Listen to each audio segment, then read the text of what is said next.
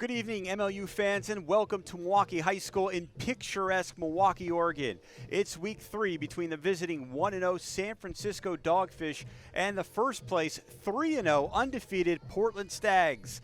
I'm Brad Stein, joined alongside Bobby Goff. How you doing, Brad? Never better. And you? Doing great. It's glad to have you back here this year. Thank you. Thank you. I think we beat the rain. We did. We had a little rain earlier, but most of the day. And now it's cleared up, and we're looking at 62 degrees with, I saw partial sun breaks here and there. Partial sun for the first time today. Yeah, couldn't be better. Perfect timing for the sun to break out, the clouds to disperse, just in time for the first pull. Let's talk about some of these talented players, Bobby, and on both sides of the disc today. Who should we keep our eye on for San Francisco?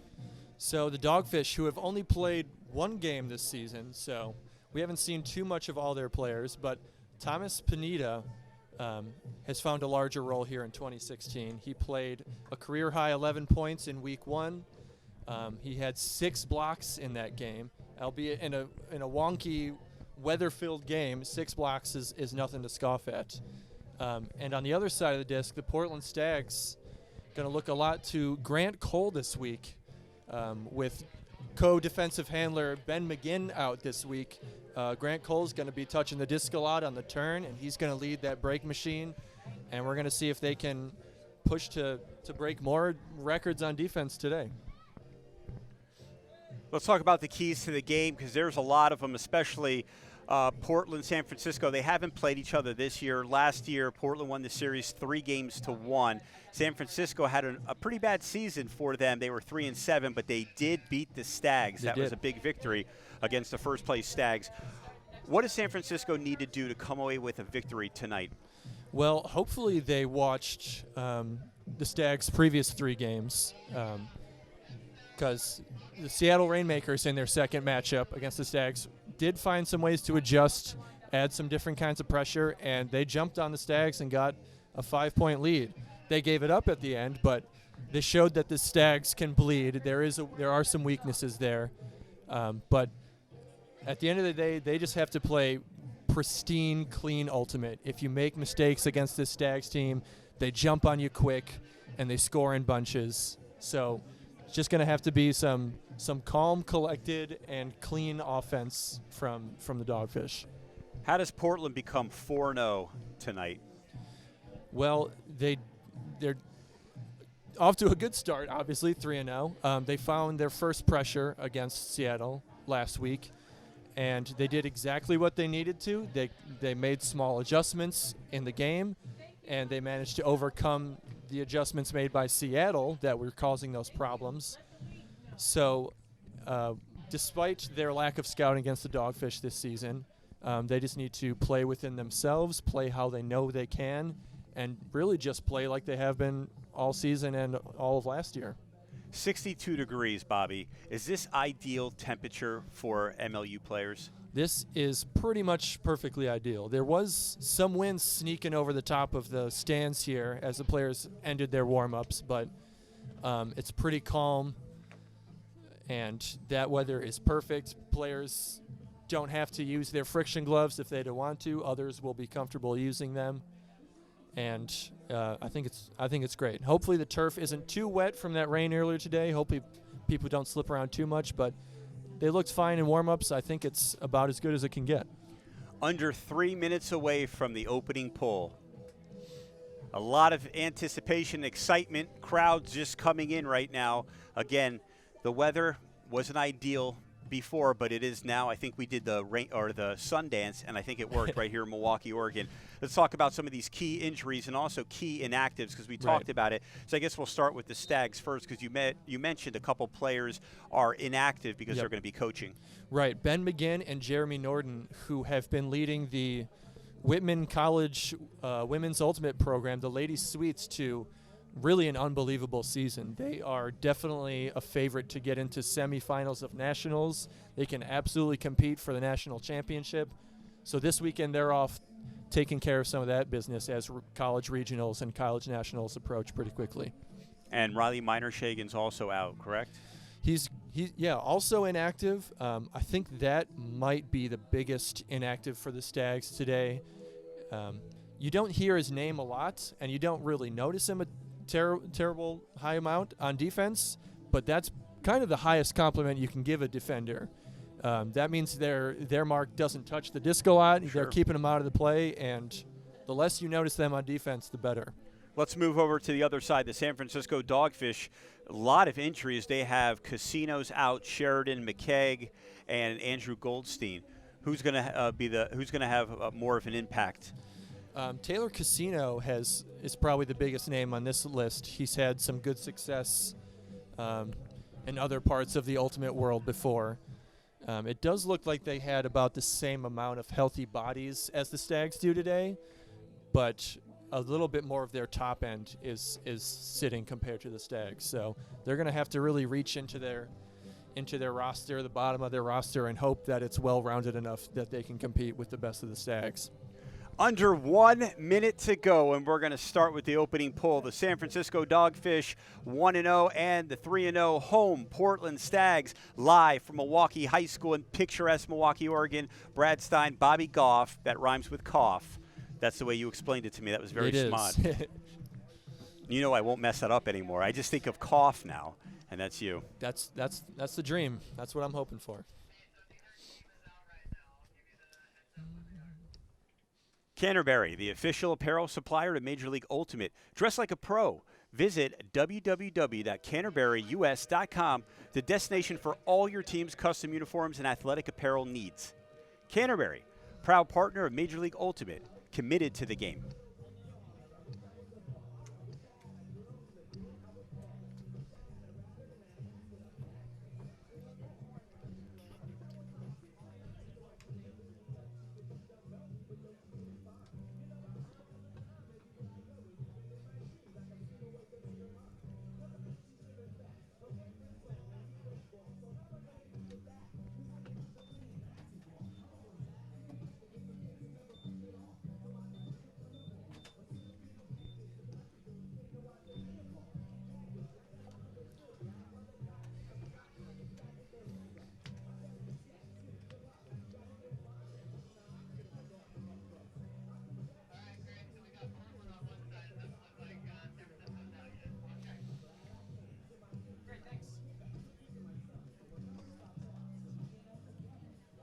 We're back live at Milwaukee High School getting ready for the opening poll between the San Francisco Dogfish and the 3-0 Western Conference leaders, the Portland Stags.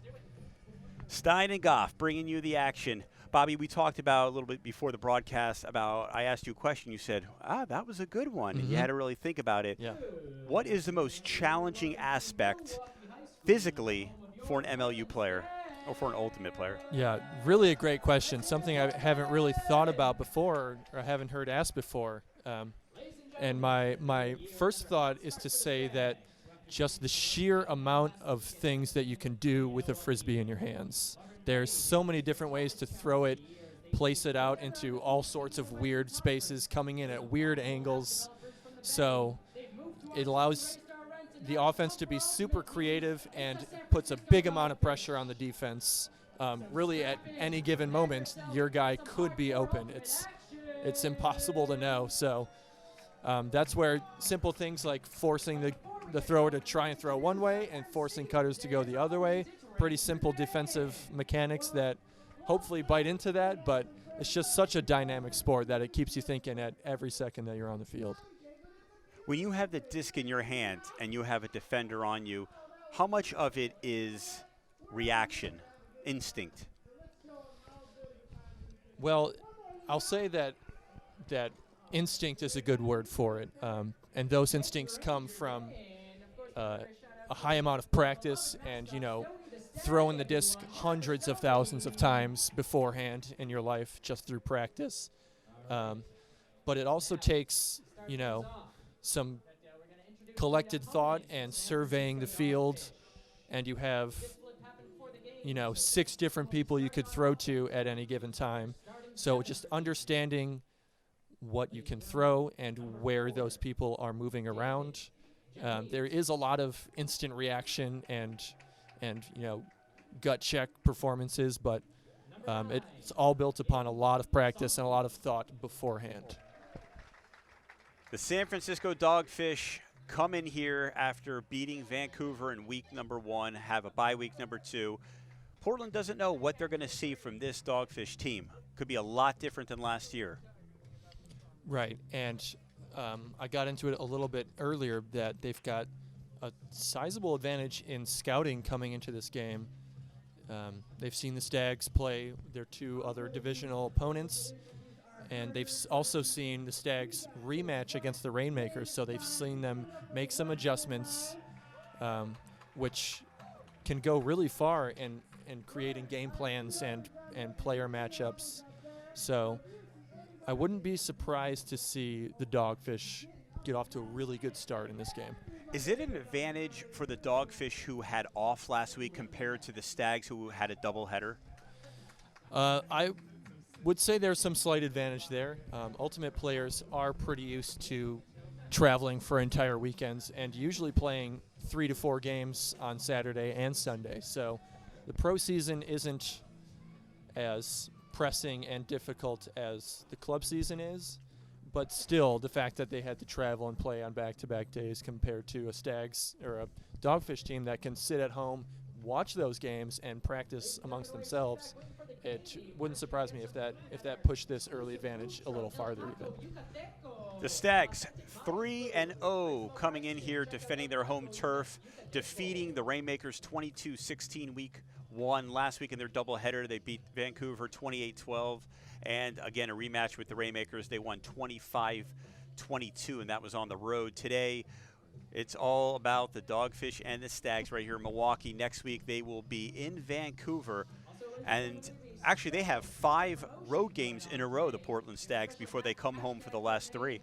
Right. The entire month of May, they will be on the road, which is an interesting challenge to see. But it'll be good to see, if there's any better way to prove that you've earned an undefeated season, it's to go out on the road for some big NBA-style road trips. The record makers weren't easy with the Portland Stags this year. They know they won the Western Conference, not in the playoffs, but the best record of the regular season the last couple years, and they made it a little difficult. This will be challenging. We will see what the Portland Stags are made of. But right now, they're at home playing another undefeated team, the San Francisco Dogfish, and it's starting right now. The Stags will pull first. A quick little note that looks like Tyler Cable is on the field pulling for the Stags. This would be his first point played all season, if that is him. And now that he's turned his back, I don't believe it is. No. It looks like Stephen Rice. That looks more correct. In Major League Ultimate, we have 4 10-minute quarters. And this is quarter number 1. Goff and Stein, MLU, the Stags with the pull. And this one's hovering around and will land right around the 10-yard line, taken by the Dogfish. Lassiter to Gabe Sunke underneath. That's number 74, Ben Hubbard, in his first year. 2 points in week number 1. Now the Dogfish in Stag territory. The flick underneath, caught one-handed down to the ground, but a great catch by Daniel Naruo. That one swung back in San Francisco territory. Sunke with the disc goes the backhand. And that's Serrano. Defended well. Serrano flips that back to the middle part of the field. There's a flick. This was in the end zone looking for Sunke. This one's hanging there. Vin Bowie's back there and knocks it away. I'm not sure if he got a piece of the disc or not, but it looks like he did. He'll get credit for the D. A great idea there on that shot to the end zone, trying to get the disc tilted inside out, but it came out a little wonky, maybe a little breeze pushing it the other way. Made the play a lot harder than it should have been. Stags forced the first turnover. There's the second turnover back-to-back. Cody Bjorklund drops the disc right at the 33-yard line. San Francisco with great field position. They're going to go end zone looking for Hubbard up in the air, knocked away, and Woodside is there on the reflection to not make sure it stays on the ground. No harm, no foul. Big part of this Portland defense is is multiple people going in on shots like that and helping out. Topher Davis with a great early pressure, and then Peter Woodside coming in to close the deal. Bowie guarded by Lassiter. Looking for Topher Davis. Better get rid of the disc quickly, and they do, and that is incomplete. Topher Davis couldn't come up with it. It might have been tipped by one of the Dogfish defenders. Now San Francisco back on offense inside Portland territory once again. Lassiter with the disc. And that one's in the ground, intended for David Janinas. Couldn't come up with it, and we've seen a lot of sloppy play so far. Can't blame this on the weather because it is not raining, and it's 62. It's beautiful. Grant Cole takes over with the Stags. 2 minutes elapsed in the first quarter, no score. Milwaukee High School. Cole at the near sideline. It's complete. There's Cody Bjorklund. Bjorklund's looking downfield with the backhand, and that is a poor pass. That's going to go in the end zone, nowhere near Peter Woodside. And the Stags with another turnover, uncharacteristic.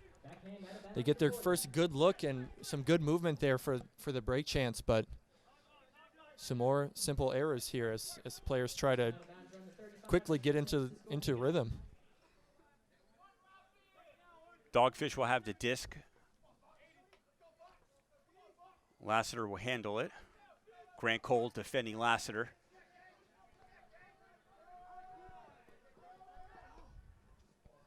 That's dumped to Janinas.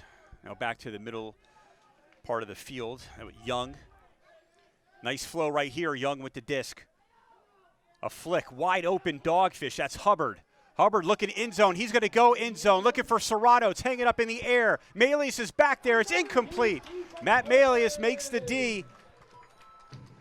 Once again, the Portland Stags defense bails them out. San Francisco can't capitalize. Grant Cole will take over. Stags trying to get the first point. Still 0-0, 6:25 left in the first quarter. Definitely the slowest start to a Stags game that we've seen so far this season. And there's Woodside at the near sideline. Looking for help. He's double teamed. He dumps it back to Topher Davis, gets it to Steve Rice.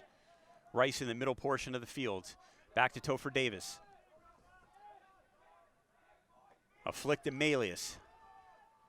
More tight defense by Serrano. Topher Davis with the disc again. Malius in San Francisco territory. Bjorklund catches it by his ankles. A nice reach as he's able to corral it. Kicks it back to Stephen Rice. Back towards the midline. Portland having difficulty getting open. Not many. Malius towards the far side to Vin Bowie. He's guarded by Sunke. Swinging back towards the middle of the field. Topher Davis with the disc. Stags patient, taking their time. Bjorklund's got it. Now in the end zone. Easy. There's Peter Woodside for the first goal of the game. Cody Bjorklund to Peter Woodside.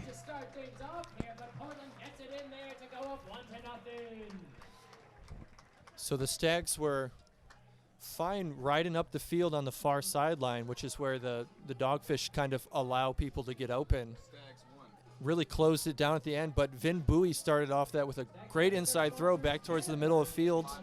Just gave a lot more space for the Stags, who in typical fashion just worked it slowly to both sides and found a pretty easy score. A tough point at the 5:18 mark of the first quarter.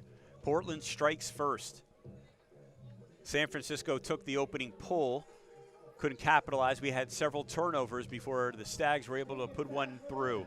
Peter Woodside, who's having an outstanding season. That is his 13th point so far to go along with 6 blocks.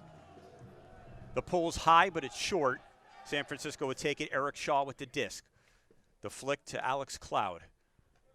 And quickly, San Francisco's work in the middle portion of the field, trying to get inside Portland territory. This is a flick that's hanging up in the air. Wide open man. Could he come down with it? Nick Weiss could not come down with it. It was there for the taking, and Portland's going to take over. And that right there is what the Dogfish cannot afford. The Stags will kind of allow you to challenge them deep, and if you have a chance to get it, you've got to come down with it. Seamer just drops it in Stag territory quickly. The Dogfish are going to try to get this This is right in the end zone. Jason Edelman is going to back up right at the 1 yard line. Inside, is that a goal? And the referee signal, yes, it is. Yeager with the first goal for the San Francisco Dogfish. We're tied up at 1. A little bit of a break there. Another simple drop. Must be the third, fourth, fifth one we've seen so far today. An interesting start to this game for sure, but now the Stags bring their O-line out for the first time. We'll see if they can clean it up.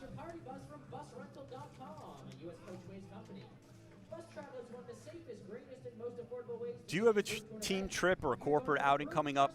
If so, charter a private bus, minibus, or party bus from busrental.com, a U.S. Coachways company. Bus travel is one of the safest, greenest, and most affordable ways to get your group to an event. If you're going with a group, trust busrental.com. Enter coupon code MLUBUS and get additional savings and VIP treatment. And the pull from the Dogfish. The first one of the day to the pull. This is a short one. It's going to hit right inside the 40-yard line. It's going to roll around, and it'll be picked up by John Seamer. Stags back on offense. We're tied up at 1 at Milwaukee High School. Tears Timmy Purston, his first touching of the disc. Oh, what a catch on the ground. The layout. This is in the air for the new guy, and it's caught for the score. Number 27, Trevor Smith, scores his 3rd point of the season. The assist goes to number 13, Timmy Purston. Two tallest players on the field for the Stags at that point. Both came underneath for the short pass, maybe an easier option because the defenders obviously don't want those big bodies going deep. But Fitzpatrick and Purston both get a touch on the disc, and one of the shorter, speedier guys breaks out deep, and pretty easy hold. Portland made it look easy on that possession. Up ahead, 2-1 on the San Francisco Dogfish. If you're just joining this broadcast, San Francisco received the pull first, couldn't come up with it. Stag stroke first. Dogfish came up with the next point, and now Portland moves ahead 2-1. And here comes Stephen Rice with the pull. It's not high, and it's just about average, hitting around the 25-yard line. And David Janinas has it. Now San Francisco back towards the middle with Serrano. Janinas to Hubbard, right around the midline. Tight defense by the Stags, but San Francisco making good, crisp passes. Swings it back. Janinas can't come up with that. Aaron Adamson knocks it down. And the Stags take over again. This is when Portland gets really dangerous. Once they start getting on top of you and pile up points, San Francisco really needs a big defensive play right now. And that one's kicked. Let's see what the referees say. Viciously kicked out of his hand there by San Francisco. This infraction will move it up. And the defender, even before the whistles blew, raised his hand and acknowledged that he did, in fact, kick that disc out of the hands. Rice moves up about 10 yards. Portland still has the disc, gets it to Grant Cole towards the far sideline. Rice handling the disc, looking for some help underneath. Aaron Adamson drops it. Serrano's going to break for the end zone. Watch Serrano go. Sunke picks it up.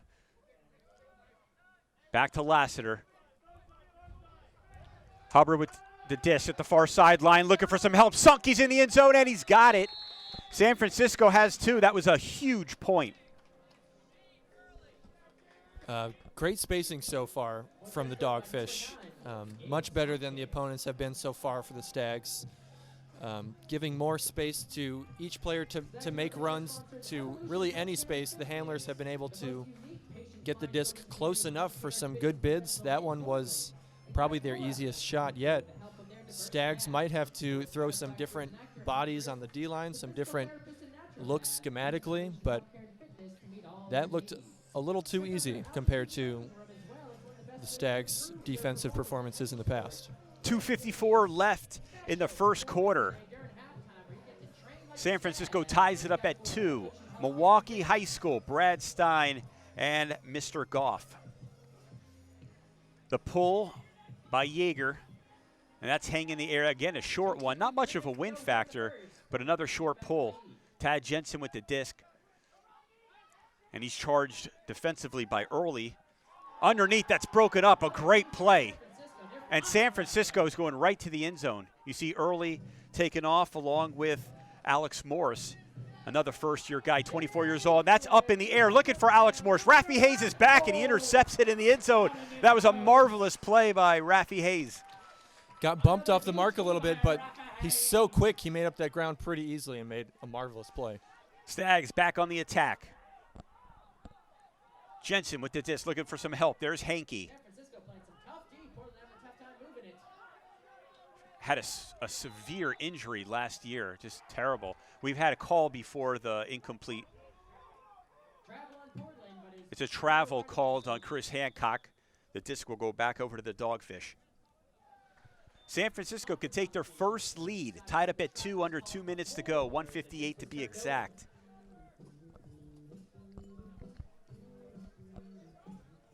What do you see so far? Well, the structure looks good from both sides. Just a lot of weird drops and bad throws. Kind of surprising, as both teams have had a few weeks to smooth things out and play around as the season has progressed. So it's been a pretty interesting start, despite the close scores. In the end zone, that one is dropped. Oh, wow, what a big drop by Devin Williams. The Stags take over quickly. I love the pace. Right now, double team, and Portland's going to timeout. That's what I thought. No timeout. They're going to move it up 10 yards. Yeager applying the pressure defensively for the Dogfish. Rafi Hayes looking for some help. He flicks it out to the near sideline. This time Hancock has it corralled. Backhand to Trevor Smith. Smith working the near sideline, defended by Williams. Hankey looking for some help. Now finally some Stags coming back. They're going to have to swing this back, and that's Tad Jensen makes the catch. Now he's looking for Rafi Hayes, and Rafi Hayes catches it all the way back at the far sideline. Purston, Jensen. Stags looking for their pace. That one's hanging up in the air. This could be trouble, and it's knocked away, blocked by the Dogfish. San Francisco will take over with a minute left. Alex Morris with the block. That honestly might be Tad Jensen's first turnover this season. He's been one of the better parts of their offense and the more reliable ones. And speaking of reliable, Rafi Hayes on defense making another play. Smith gets it over to Hancock. He's short. That's in the goal, and there it is.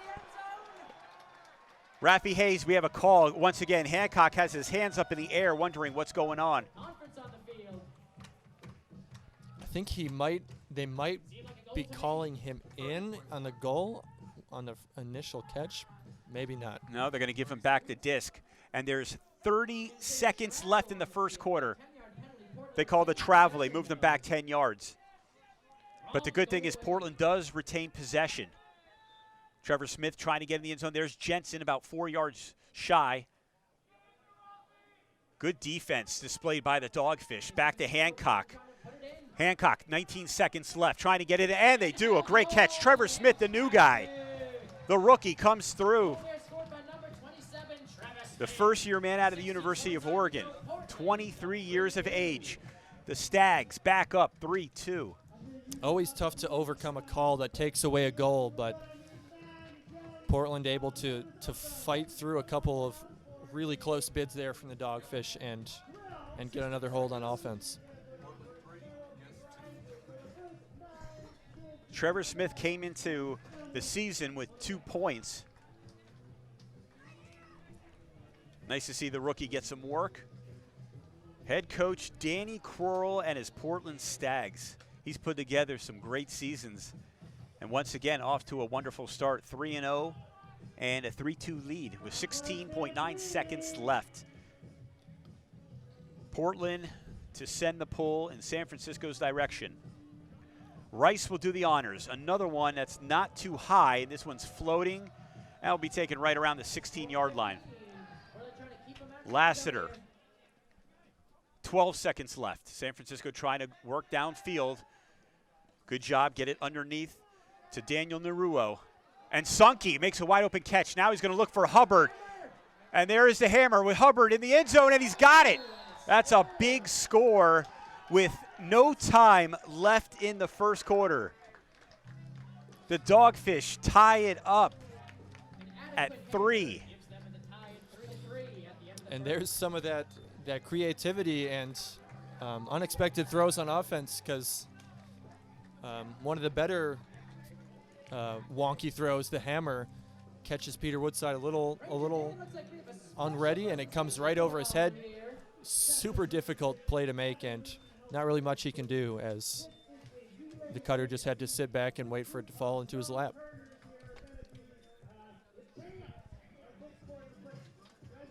Innova is proud to support Major League Ultimate and its incredible athletes. As the official disc of the MLU, the Innova Pulsar has quickly become the disc of choice at Ultimate's highest level. Visit innovadisc.com to find a dealer near you. Skippy, the official peanut butter of the Portland Stags, made with the funnest peanuts ever. Skippy Yippee! What do you think so much fun about those peanuts? I don't know. I know I enjoy eating it on the sideline, though. Did you eat them when you played?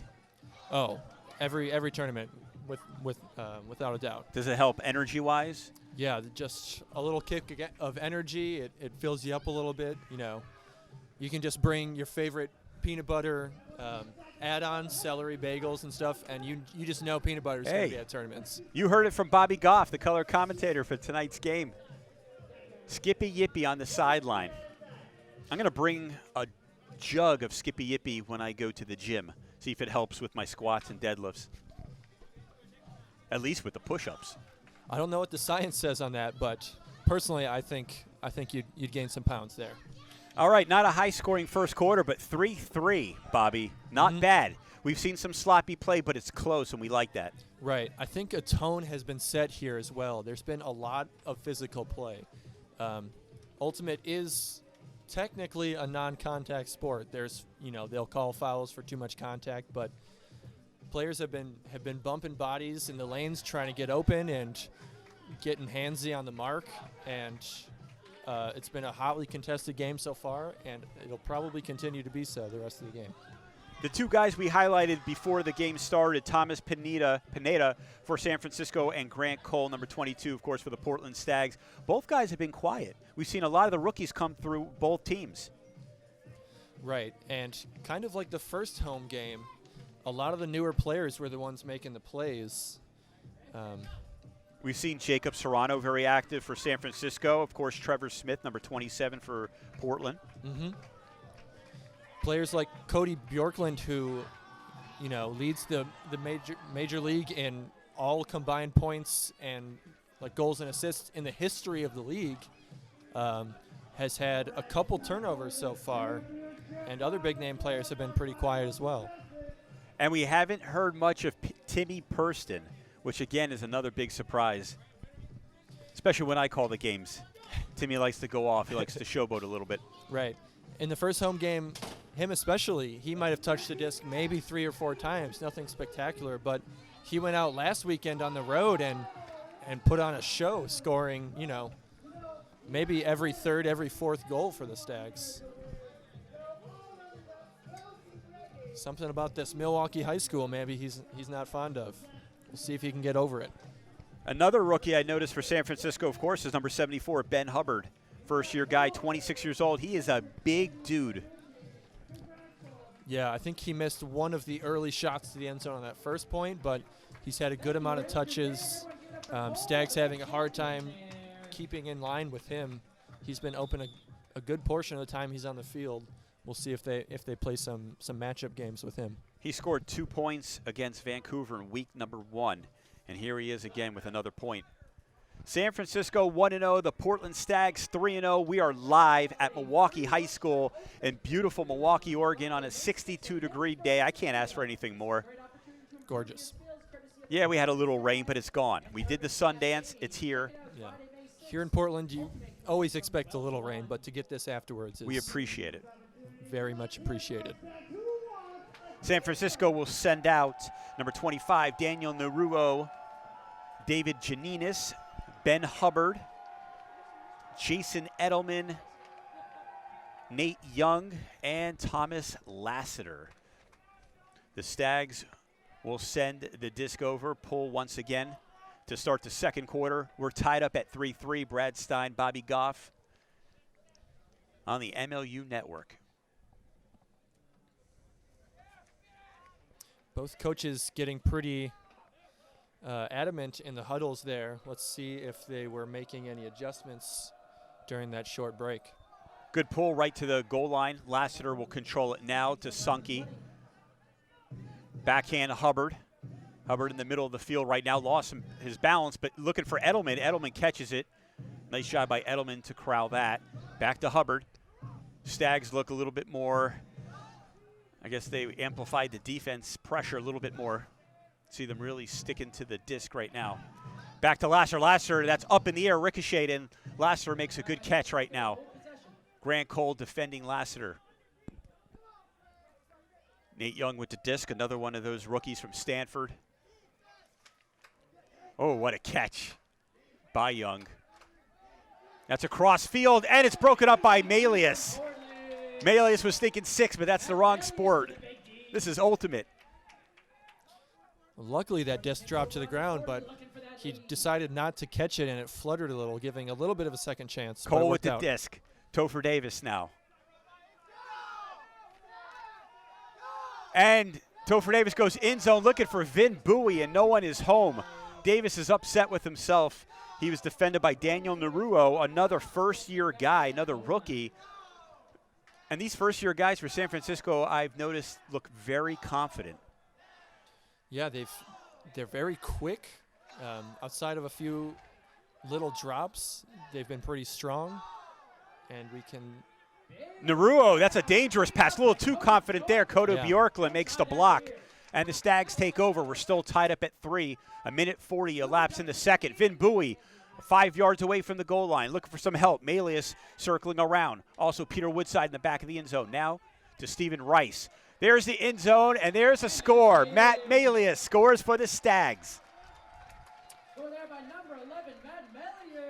Matt Melius almost with the bookends. He got a D earlier in the point, but ends up with the big break, and that's the second break for the Stags so far.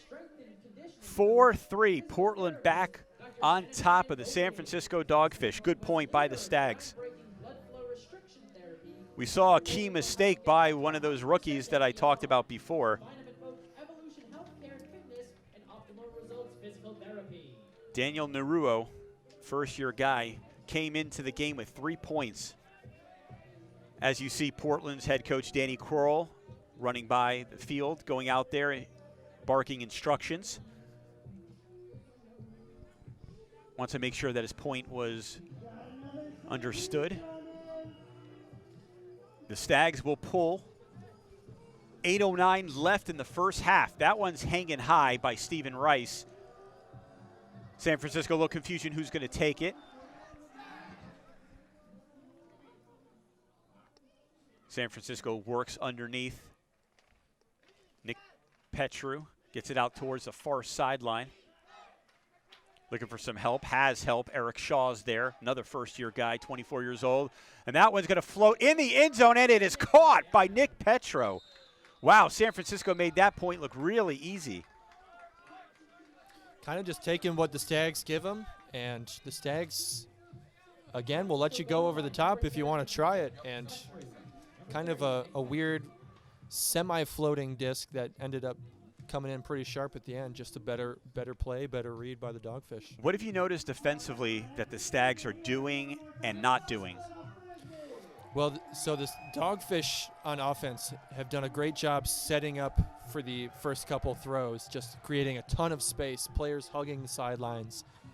And the Stags kind of stayed on their hip on that first quarter, giving up, letting them have all that free space. And now this quarter, they're kind of sagging off, letting their guys stand way on the sideline, eating more space. And it's been better so far outside of those past couple throws. The Dogfish get ready to pull. And there it is from Shane Tracy. That one's going to hit the ground and be picked up by the Portland Stags. Stags back on offense. We're tied up at 4, 7:42 remaining. Hancock sends the backhand down. Purston is there. He's going to jump in the end zone. Purston drops it. Wow. You don't see that very often. Purston gets right back on defense, upset with himself, but smart enough to know what to do. About 3/4 of the way through the time the disc was in the air, the wind gave it a little bit of a push to the backside of Timmy Purston, an awkward adjustment, and ended up bouncing off his fingers. The double team by Portland as Rafi Hayes was on that double team on Nate Young. Young gets it back to middle field. San Francisco working the Stags right now, trying to break the tie. They can go up by 1. That's Fisk, number 19. He's guarded by Hancock. And that one's downfield, up in the air. A couple Stags are back there. That's almost broke up. It's caught on the rebound by Devin Williams. What a great play and concentration. Must be the hair. We have a whistle.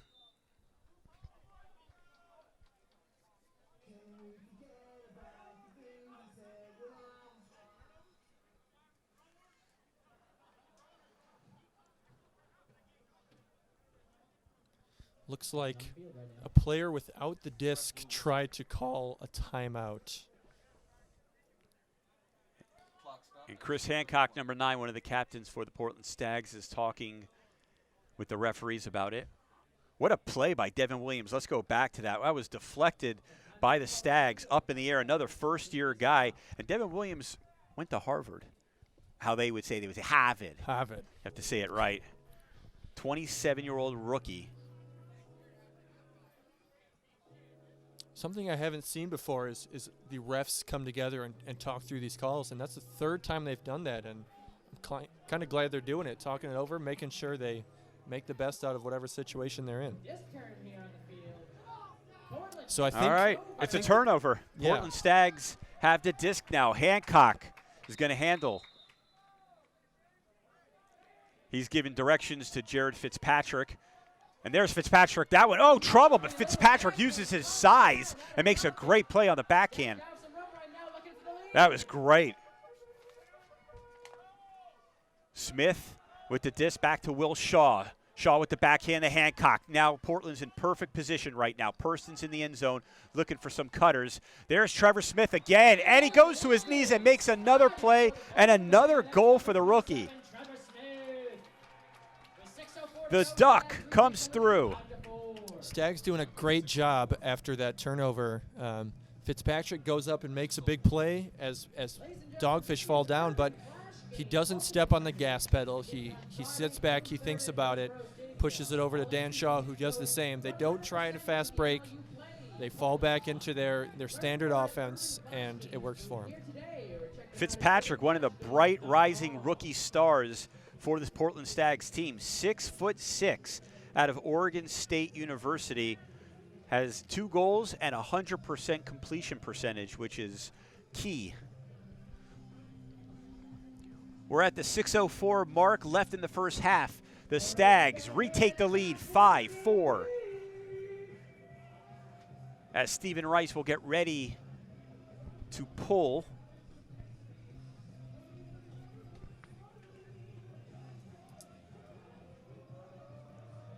And this is a short one by Rice.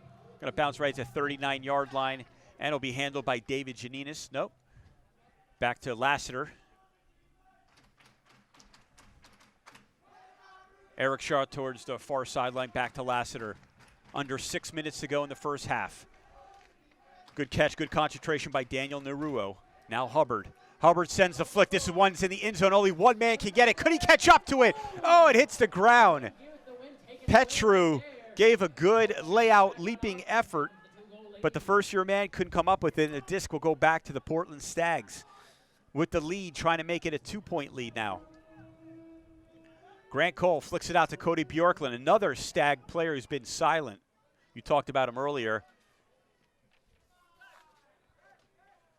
Woodside at the far sideline inside Dogfish territory. Dumps it back to Cole to Cody Bjorklund. There's a flick. It's in the end zone. Bowie could come up with it. He had his right hand on it, Looked like Sunke made the play defensively. He saw the pressure coming, knew he had to go up and make a play. Does it with good timing, just can't get his fingers over it. San Francisco could tie up on this possession. And another call. They're going to move this disc back. David Gianninas will move back right inside the end zone.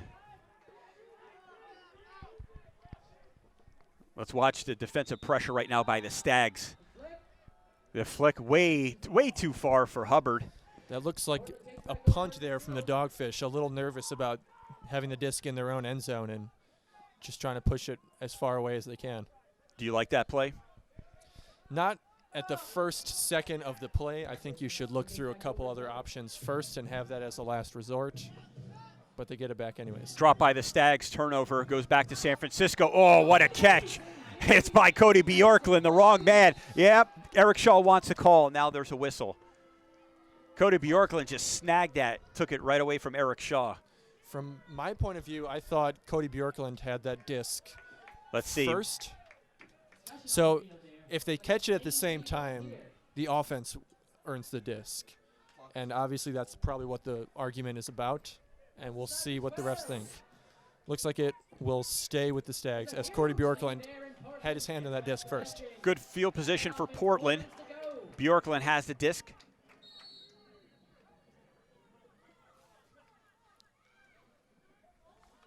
Flicks it out to his man, Sam Frainer. Another first-year guy in the end zone, and Cody Bjorklund scores his first goal of the game. The Stags up by 2.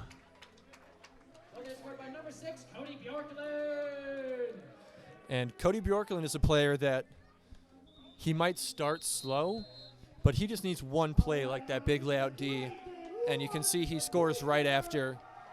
He's looking fired up, and that's bad news for the Dogfish because it doesn't seem like anyone scores with more efficiency than Cody Bjorklund in this league. The leader in points in the MLU, Mr. Cody Bjorklund. He came into the game with 149 points. I believe that's his first point today. That's 150 to go along with 20 blocks. What a career he's had. 4th year out of the University of Oregon. He's only 27 years old. He has a lot of ultimate left to be played. He has played more points than any other player in league history, I believe, and that puts him at the 150 total point mark. Also a leader in that. A lot of league and career leaders here on this Portland team.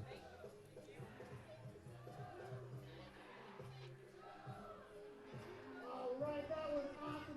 One more thing. We had a special contest on Facebook. I don't know if any of you guys heard of it, but I wish all of you do. So we have a winner, and that is from Bob Berkey. Is Bob Berkey in the crowd? Canterbury, the performance apparel partner to Major League Ultimate. Visit www.canterburyus.com today, the destination for your team's custom uniforms. Canterbury, committed to Ultimate.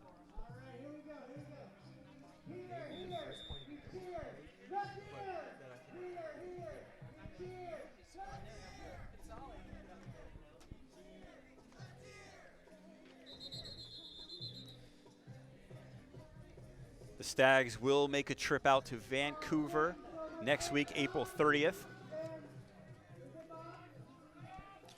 Worth noting that while the wind hasn't been too bad, it feels like it might start getting a little gusty, and that wind is pushing from right to left on your screen. So the Stags scoring into the wind there, which makes it a little bit more value than scoring the other way where the wind only helps you push the disc downfield. Milwaukee High School, that's the setting where this match takes place, where the Portland Stags have a 6-4 advantage on the San Francisco Dogfish. 3 minutes and 48 seconds left in the first half. Cody Bjorklund feels good to get back in the scoring action. Stephen Rice getting ready to pull for Portland.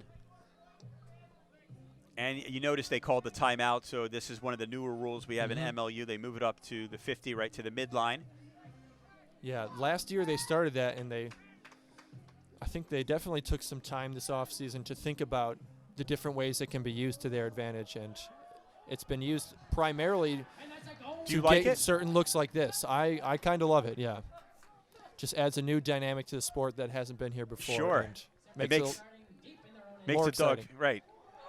Oh, it makes the Dogfish go in their own end zone, and you see what happened right there. As Sankey couldn't hold on to that disc. Portland has outstanding field position right at the 1 yard line looking to score. They're going to be a little conservative with Stephen Rice now being pressured by Edelman. We'll have a call as Jason Edelman was just smothering Rice. Illegal contact from San Francisco. Portland. The illegal contact is called. Rice 3 yards away from the end zone looking for Grant Cole. And there's, Grant Cole reaches, lays out, and makes an unbelievable play. The Stags go up by 3. Rice almost threw it away, but Grant Cole saves the day for Portland, or at least that point for the Stags.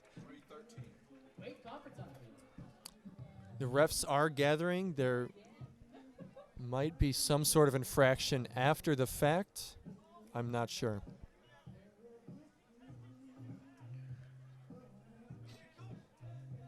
Look at Bjorklund smiling as he comes off the field. Referees huddling once again. And you like this, that they're getting together.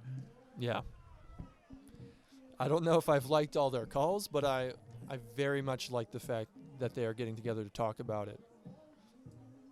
I think that's the right play in most circumstances. Looks like the disc will go back to Rice on the far side. All right, we'll take off that goal, which was an unbelievable play. It's still 6-4 Portland with 3 minutes and 13 seconds left. Rice moves back inside the 25-yard line, once again looking for Cole at the far side, and has Cole. Another reach out and caught for the goal. Oh, God, if the other one wasn't that great, Grant Cole adjusts to another malfunction throw by Rice, but it's still an assist. And the timeout on the field, Portland. And one of the reasons that I like this, and I think the Stags like this new timeout rule, is that it gives the defense a better chance to get a turnover way on the far side of the field and score those breaks and start the break train rolling, which looks like they're about to do right now. Calling another timeout, so they'll have another short field to work with.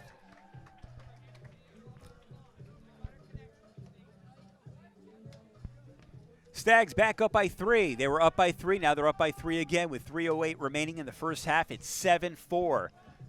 The Stags, after being tied up at 4 by the San Francisco Dogfish, have come through 3 straight points. And the Staggeroonies looking good right now.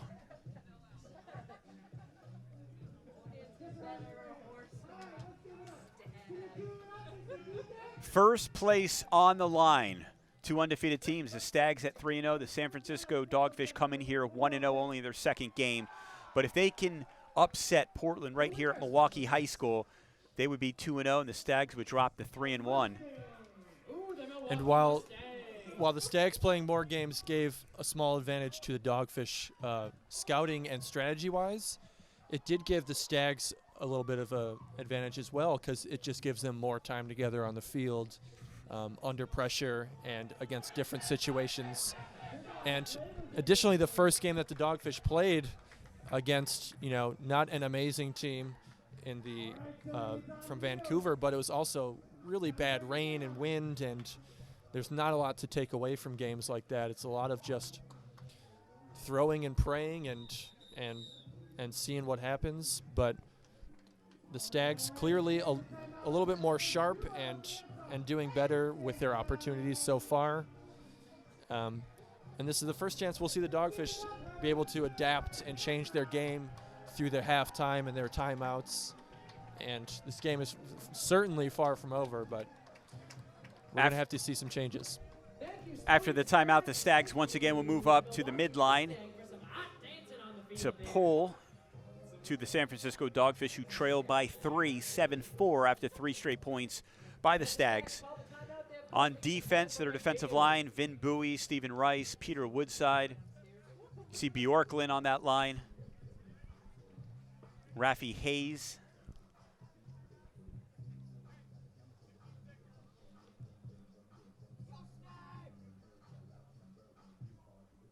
And what I see here on this line are 3 players in Adamson and Hayes and Woodside that can go up and make a play in the air when the Dogfish are pushing downwind. And talk just about like this. downfield, there's Sunky in Stag territory. Wow, Cloud gets that out. Now there's Williams, who made that nice catch earlier. Williams going to look in zone. Plenty of time. Sunky now back with the disc at the 25-yard line. Eric Shaw controls for San Francisco. It is dropped by Alex Cloud, the first-year kid. Portland's going to take over. We've seen a lot of errors recently by the Dogfish after forcing Portland to several errors.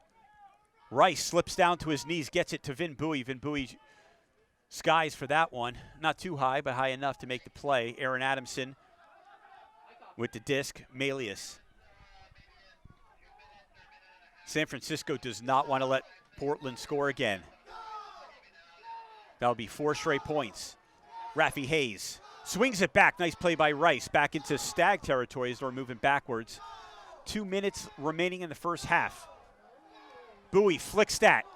Close to the end zone. Woodside makes a nice play. Now easy pitch and catch to number 6, Cody Bjorklund, who scores again. And the Staggeroonies make it 4 in a row.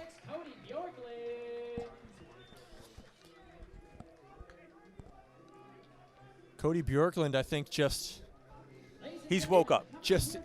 He's woke. He's in better shape. Just simply outrunning people to decide that he shouldn't be outrunning people. Dr. Senatan, Golden Evolution Healthcare and Fitness. And we have amazing Train Like the Stags. That's another upwind score for the Stags. Again, those holding a little bit more value, as it's obviously a little bit tougher to push the disc into the wind. You could see that a little bit on that Vin Bowie flick to the end zone to Peter Woodside that wavered and wobbled, but ended up working out. The deficit is 4 for the Dogfish, 8-4 Stags. Milwaukee High School, Brad Stein and Bobby Goff doing it live on the MLU Network. We are now 60 degrees here with a little wind and a whistle as Believe that's an offsides. Yep. And the Dogfish are moving up. San Francisco will have excellent field position with $1:54 remaining in the first half.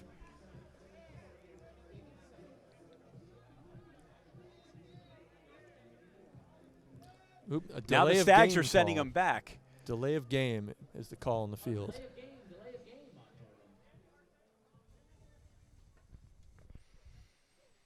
Stags will re-pull. Number 67, Stephen Rice, will do the honors for Portland. Round 2. Let's get that stampede going one more time. San Francisco played them tough last year, taking 1 of 4 games. Whole new year. The 3-0 Stags, the pull from Rice. This one's hanging up in the air for quite some time, and Lassiter will control right in the middle of the field. You see Ranahan broke deep. Now he comes back underneath. Ranahan at the 45. Backhands that out. That one's going pretty deep. Serrano off his fingertips, rolls in the end zone, and another turnover for San Francisco. Stags will take over. Let's see how they play this point. Working the near sideline, that's Eli Blackman, number 4. Guarded by Hubbard. Back to Grant Cole. Sam Frainer, one of the rookies. Frainer looking for Cole as he just flips that out inside San Francisco territory. Blackman looking for his man, Dan Shaw, in the corner of the end zone. Got it! Oh, that was pretty. That was Milwaukee pretty. Dan Shaw. Great contest from the Dogfish there, but Dan Shaw lives to lay out against other players. I'm not surprised at all that he comes down with that one. Dan Shaw gets the toes down and makes a spectacular play for the Stags, who are now up 9-4 with 1 minute and 4 seconds remaining. Portland calls another timeout as they're going to move the disc back up to the midline. Wear the same ultimate gloves as the pros. Friction gloves help your throws and catches in all conditions. To find out more information, It has been all Stags as they made several errors in the first quarter. This second quarter, Portland has really come through, and this looks like the Stags team that we're accustomed to watching. And these turnovers from the Dogfish look almost a little bit like nerves. A lot of these throws coming right at eye level, hitting them in two hands pretty frequently, but just simply doinking off the hands, just not making confident plays on the disc. I think Matt Malius was blowing us kisses up here. Yes. I think so, too. Yes, he was. So we're going to give him some credit for that. Thank you, Matt. He's got that Ryan Fitzpatrick New York Jets quarterback look going on, the beard and mustache. If he went to Harvard, it would be perfect. Looks good on him. You've been such a great crowd. We're going to give away a t-shirt and a frisbee. Let's give it up for the Stags. Still 1 minute and 4 seconds remaining in this first half. I believe the Stags just took their third and final timeout of the half. Yes, they did. Hence the break. They're very strategical. Danny Kroll not messing around. He wants that advantage. He wants to feel comfortable going into the third quarter. Malius, Shaw, Bjorklund, Woodside, Smith, all on the field. And, of course, Hankey, Chris Hancock, Official sock sponsor of Major League Ultimate. Mr. Friction Gloves himself. Their full line of performance merino. For San Francisco, we will see a lot of David Janinis, Portland pump from midfield again. Alex Cloud, Their point. Nick Petru,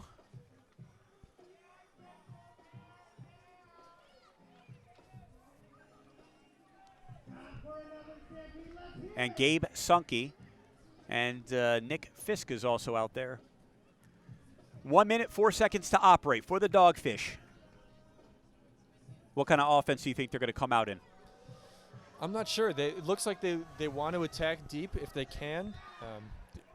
The two different ways to react to runs like this are either play small ball, play a little safe, or just stay aggressive and try and score quick.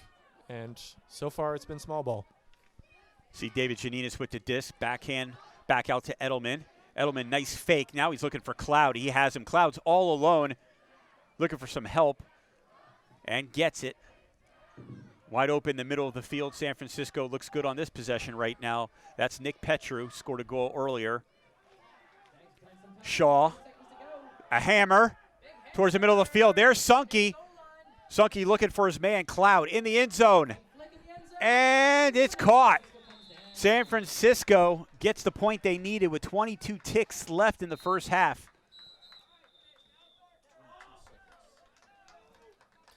Timeout, Dogfish. So San Francisco calls a timeout. It's now 9-5. again, they like to take their shots, and maybe picking on the shorter players on the Stags roster. A couple points ago, it was Malius. This time it was Hankey getting attacked downfield. And some confident catches there, some easy catches made by better throws, which is maybe what this team needs, is just take a breath, hit the open looks.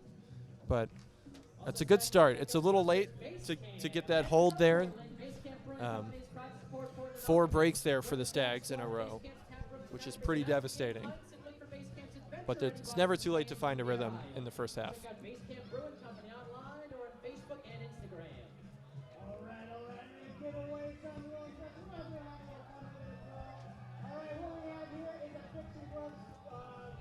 A perfect day for Ultimate. 60 degrees, not much wind, rain dissipated, and we're at Milwaukee High School in picturesque Milwaukee, Oregon. The Stags have a 9-5 advantage on the San Francisco Dogfish, who just called the timeout to use some strategy in their favor, as they will pull from the 50-yard line and try to pin the Stags back to make sure they don't get a point right before the end of the first half.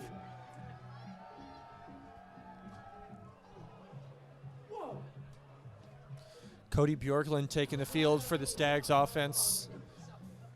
Maybe the biggest arm on the field for the Stags.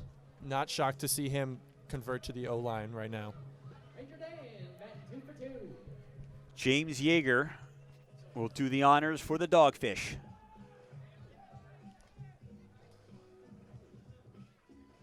All right, 22 seconds to go here. Stags looking for a quick one before the half. And that's high in the end zone. And Smith, Trevor Smith, will take it out. 19 seconds remaining. Quickly, got to work. Tad Jensen back to Hankey. Finds Raffy Hayes towards the near sideline. Back to Hancock. Seamer going downfield. And there comes the Huck. That's up in the air.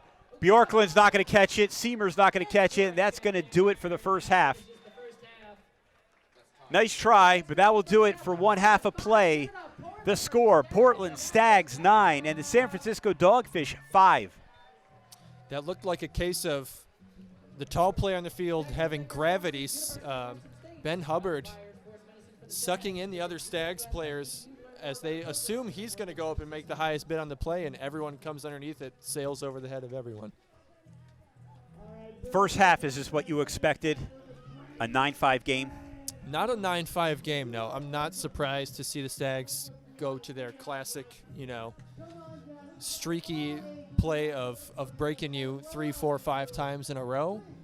I was hoping for a little bit sharper play from the Dogfish, but maybe it's just a little nerves that they can shake off with some halftime motivation.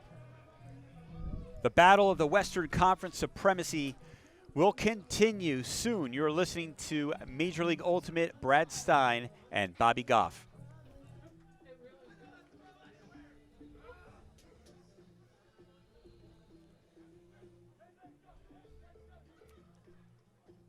And the pull from Mr. Yeager. It's going to bounce on the ground at the 18-yard line, picked up by Smith. A flick to the near side. That's John Seamer. Underneath, big collision as Williams just collided, it looks like, with Raffy Hayes. Might have bumped heads there, changing directions. Yeah.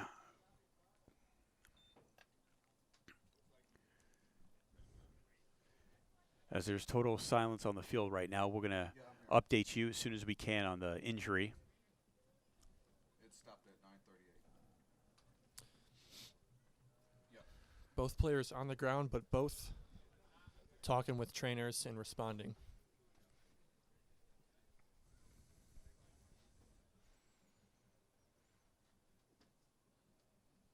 It's one of the biggest dangers of the sport of ultimate, is colliding with another player.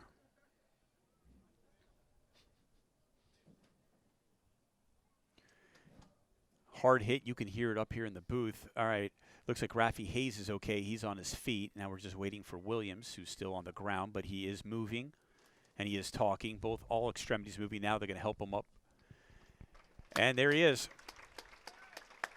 Devin Williams, a first-year man from Harvard, is up on his feet.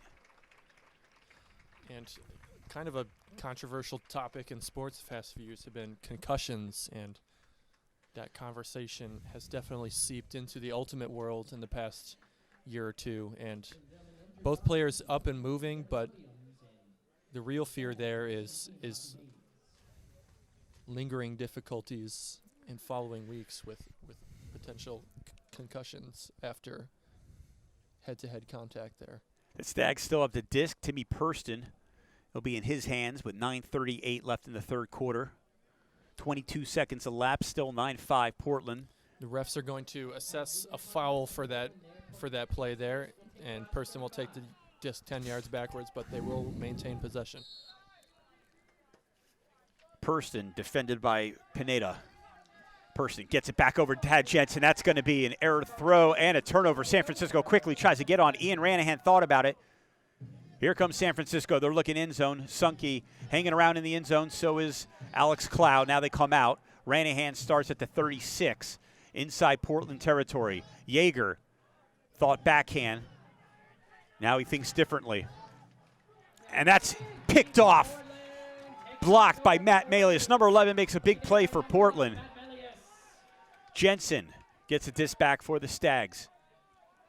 Hancock, Seamer. Back in San Francisco territory towards the far sideline. Aaron Adamson inside the 40. All over Hankey. No call right there. That was Alex Cloud, and that's going to be an error throw. Almost came up with it was Malius. But the Stags will turn it over. San Francisco back on the attack. Couple turnovers for both teams. or 2 for the Stags, 1 for the Dogfish. Stags with their offensive line out there. Seamer, Purston, Malius. Nice catch, Yeager. There's Alex Cloud back. Good give and go. Going end zone. Ooh. Overthrows Alex Morris, the rookie. But Morris was wide open. The closest Stag was Hancock. Easiest look they had all game. A little confusion there on a downfield switch.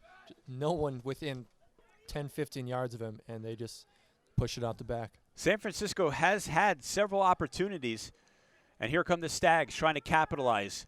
Make San Francisco pay. Seamer at the far sideline. Tries to get into Hankey, and he does. This one's hanging, but Purston's there at the 38. Back to Hancock. Hancock goes on the ground and makes a wonderful catch. Now inside San Francisco territory. Tad Jensen with the black headband. Malius towards the far sideline. Looking for some help, and there's Jensen. Stags looking good on this possession. Trevor Smith, got it, stays in bounds. Once again, Trevor Smith, the rookie, looks outstanding. Really a magical throw there from Tad Jensen. It looked pretty mundane, just a simple backhand, but the amount of touch and the little bit of an air bounce he put under it somehow evaded that defender, and Trevor Smith makes a standstill easy catch. Gorgeous throw. Smith with the Stags' 10th goal of the evening. 7:13 left to go in the third quarter. This is going to be a tough position for San Francisco to get out of. What do you say right now if you're the head coach of San Francisco? Well, this is the O-line's first look this half. I'm sure there was a lot of talk about possible changes they could make, maybe certain players they want to target. And, you know, that was a great look on D. They got a couple turnovers. That's a good effort. They didn't convert a break, but that's okay. That part can come later. What needs to come right now is sticking to their guns on offense and simply scoring when they need to. The pull goes to David Janinis. There's Lassiter. More pressure D by Bjorklund and company. Janinis sends a huck, a backhand that's hanging up in the air for Sunke. Can he come down with it? And he rips it right away from Vin Bowie, and the score. San Francisco completes the point by hitting Daniel Naruo. Wow, Sunke makes a wonderful grab as he skied in the air for that disc and then completes it to find Daniel Naruo. A huge goal right now with 6:51 left. And that's what they needed right there. Again, take the option they're giving you, which is usually the deep look. You know they're going to be breathing down your neck and they're going to contest you. But that kind of play, you know, might have the same effect that Cody Bjorklund point had many minutes ago. And that's a point you can build off of, and that's energy you can build off of and kind of ramp up. And we can see if they can get the D-line just as excited here. Well, the crowd's into it, as you hear, at Milwaukee High School, trying to cheer these Stagaroonies on and not let them give up, not let them give in and get San Francisco back in the game. But Naruo pulls it within 4, 10-6, with 6:51 remaining in the third quarter.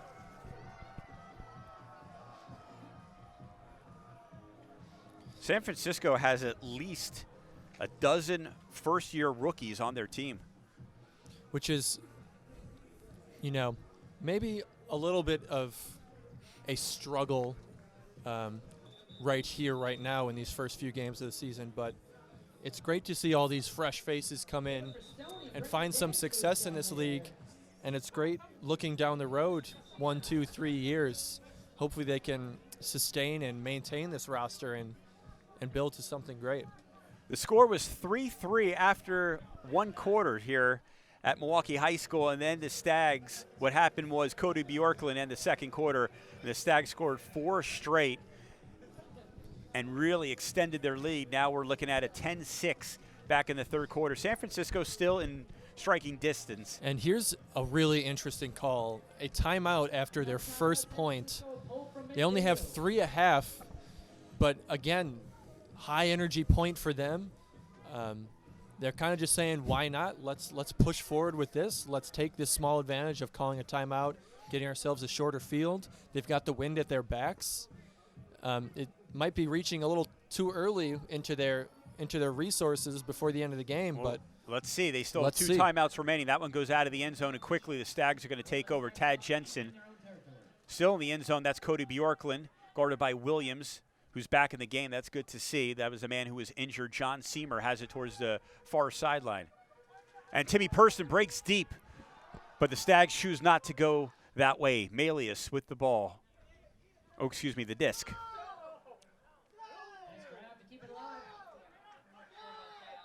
Trevor Smith, and we have a whistle. I believe that disc on the bobble there hit the ground. It's a very late whistle, and I think the refs might talk about it. Once again, we will see a conference from the referees. Matt Malius is saying, Dogfish are saying, yeah, Of course, it's Major League Ultimate. Another interesting part of having referees out here that's kind of been present this whole game and is present in every other sport is verbal pressure from the players when they think something's wrong, or maybe a bit of acting on the field to try and get a call go their way. A decent amount of later whistles than you'd like, maybe taking some influence from these players' reactions on the field. Break in action at 6:16, still 10-6 Stags. This is a big call right here. That's why the referees are huddling together, making sure they get this correct. Fans were on their feet, screaming, getting into it.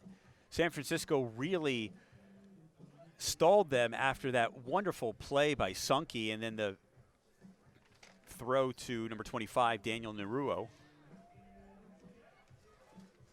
Sunke had a big first game against Vancouver, scored 5 points, had 3 blocks. Just another wonderful all-around player. Like we mentioned earlier in the broadcast, there's a lot of talented players on the field right now. Any team can beat any team in Ultimate. And they're saying it is Stags disc as Malius points. And honestly, the disc might have hit the ground, but I think the fact that it was such an awkward, difficult call and the whistle was so late, I just don't think you can really make that change that late. There's a huck on the backhand. Bjorklund's there, and he got it to 30. Inside Dogfish territory. Purston towards the near sideline. Now he goes in the middle. He's hanging right around the end zone. Stags going to work small disc right now. Tad Jensen towards the far side. In the end zone, Hancock scores the goal. Hankey's first of the game, and the Stags with a big one. Back up by 5. Tad Jensen, I think, might be the most pivotal part of this Stags O-line. He was missing last weekend, and you could really see it, how they had to get a little clunky in their offense, and it wasn't that clean, and they scored a lot of breaks to get their points. But he's, a stand-up handler. He stands straight up. He doesn't try and fake you out too much. He just reads the field and makes really clean, crisp throws to the spaces he needs to. It's boring Ultimate, but it's effective Ultimate, and it's what the Stags want to do on offense. If boring wins, I'll be boring any single day, any single minute. The Stags agree. So does Tad Jensen. He's 33 years old, one of the older Portland Stags. I'm sure he doesn't mind standing straight up and not running around as much as these young guys. He wants to win. He's not 23 anymore. The pull from Portland hanging in the air. Pretty good one. It's going to land inside the end zone. And we'll see San Francisco, how they react after the goal by the Stags. Sunke underneath. That's intercepted. There's Topher Davis, one of the better defensive players you'll see in Ultimate. Back to Grant Cole. Another call on the field.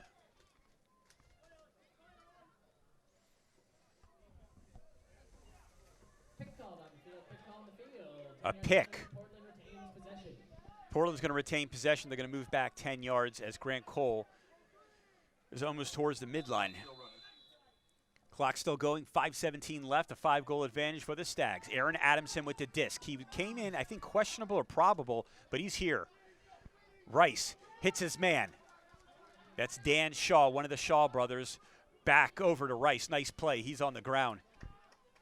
See another Shaw playing defense for San Francisco. amplified right now, the defensive intensity for the Dogfish. They have to. You have to stop this Stags team.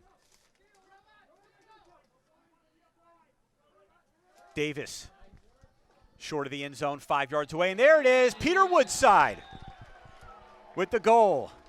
The Stags double up the San Francisco Dogfish, 12-6. Taking a page out of the offense's book there.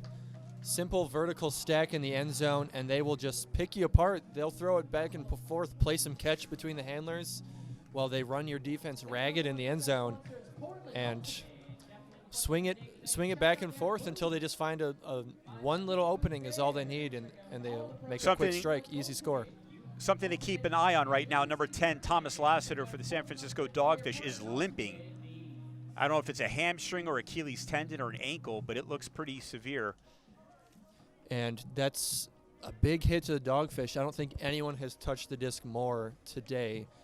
He has been their center handler, and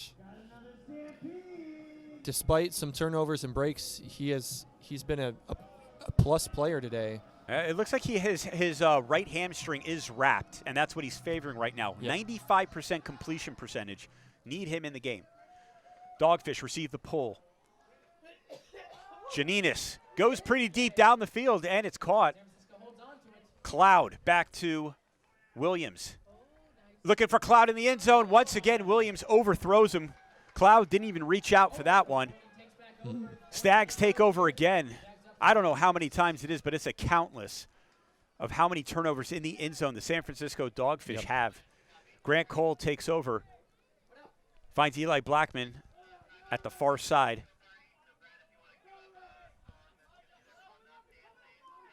Just pitches it out easy to John Cairns, who's getting some action right now. There's Lafferty, number 2, another rookie from Luther College.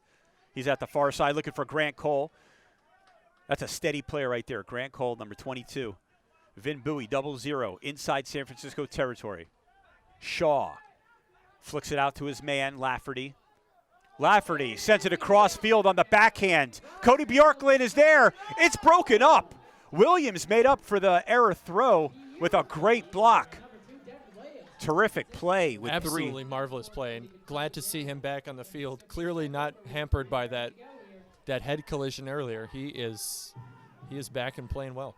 Dogfish with the disc. 3:15 to play in the third quarter. 12-6. Stags. The defense chant.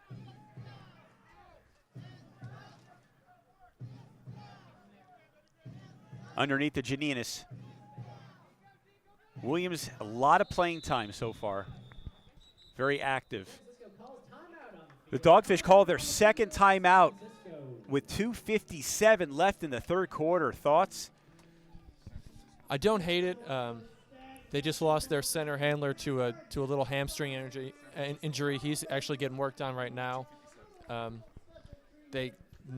Absolutely nothing was going on for them right there on that offensive point. No one getting open. They was just dinking and dunking back and forth. I don't hate this call out because offensive points are so important right now. If they get broken any more, this game is going to quickly fall out of reach. Is this more for strategy or to buy some time for Lassiter? It might be a time call. He is up on his feet again.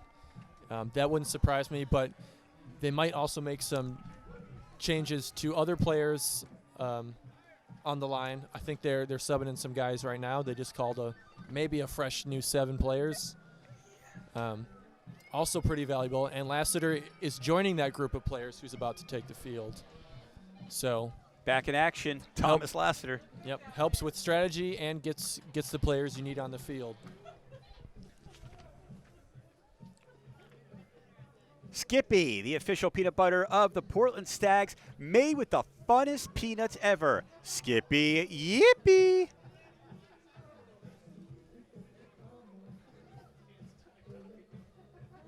I'm going to be thinking about Skippy peanut butter all throughout my plane ride tonight. No, I didn't bring any. I brought pumpkin seeds instead. I was just thinking, I was just asking myself if I had any in my car, because I usually do, but I don't today. And Hey, now I'm a little sad. That would be perfect with your quesadillas. Dip Oh. it in there. Oh, yeah. Sounds great. Anything with that, yeah. Outstanding. Both teams back on the field, ready to start. 2:57 left in the third. Right now, the Stags are doubling up the San Francisco Dogfish 12-6. San Francisco with possession. Lassiter will handle the disc. Working out that right hamstring that was wrapped from a previous injury.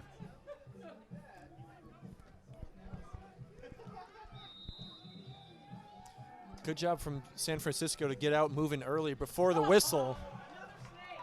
Intercepted by Cole. Eli Blackman with the disc, gets it back to Grant Cole. Portland looking to strike. Bowie. Another whistle. Dubious call on the field. Illegal contact from Portland. 10-yard penalty. Portland retains possession. Illegal contact. Portland moves back, retains possession. Vin Bowie with the disc. Flips it out to Cole at the 16-yard line. Cairns in the end zone. It's deflected, and Cairns will not make a play. Another saving play by the Dogfish in the end zone. Back-to-back defensive plays in the end zone by San Francisco. Still in this game, down by 6. And you can see how much harder that the Dogfish have to work to get this disc back. Portland just plays such efficient offense, even with their D-line on the field, that you've really got to reach and stretch to get the disc back if you turn it over. Hubbard with the backhand. Back to the middle of the field. Back to Andrew Riggs. And there's Sunke. Another good game. Sunke just loses the disc. Looks like it hit his right thigh. And the Stags take over on another careless oopsie by the San Francisco Dogfish. Vin Bowie with the disc. He finds Dan Shaw at the far side. Centers it for Bowie. 1:20 left in the third. Stags up by 6. There's Cairns. Fans getting into the game. Eli Blackman, the flick, has his man towards the near side. Has it, Dan Shaw. End zone, Bjorklund, got it! Another one bites the dust here at Milwaukee High School. Looks like the Dogfish almost challenged Shaw to make that throw. It wasn't necessarily a difficult one, but he pulled up just a little bit, allowing Shaw to knife it in there with some edge on it. And Shaw's had himself a quality game here. He hasn't played too many points, but he had that nice layout score here in the downwind end zone. I don't believe he's turned it over. He's been safe with the disc and a nice little punch in there to top it all off. 13-6, that's the score with the Stags out in front of the San Francisco Dogfish. First quarter, we were tied up at 3. Second quarter was all Portland. And now the third quarter, the Stags are starting to pull away even more with several turnovers, some oopsies, and some careless play by the Dogfish. And we heard way back in week 1 from the Portland Stags that they want to pile on points, and I believe the quote was they want to score 30 points a game. They haven't really done that yet. I don't think any team has scored 30 this season, but they are still piling points on people. It might not be a huge number on the scoreboard, but just the difference in points between them and their opponents has been huge. The Dogfish with a nice series of passes. A hammer all the way for Weiss. He's a couple yards away from the end zone looking for some help. He has a man in the end zone, and it's caught the score. It's Nick Petru. And the Dogfish make it a 6-point game once again. Really strong play there. Almost not quite stepping through, but falling through the double team and putting up a nice lefty backhand that gives them a score that they desperately needed. But here's where they need to make their money is on defense. They need to disrupt this boring Stags offense. They need to get the disc, and then they need to punch it in after that. Dogfish called the timeout. That's their last one, and we're still 35.9 ticks left in the third quarter. They want to try to pin the Stags deep. They need the turnover, and they need to capitalize. 13-7, Portland. Yeager will do the honors for the Dogfish.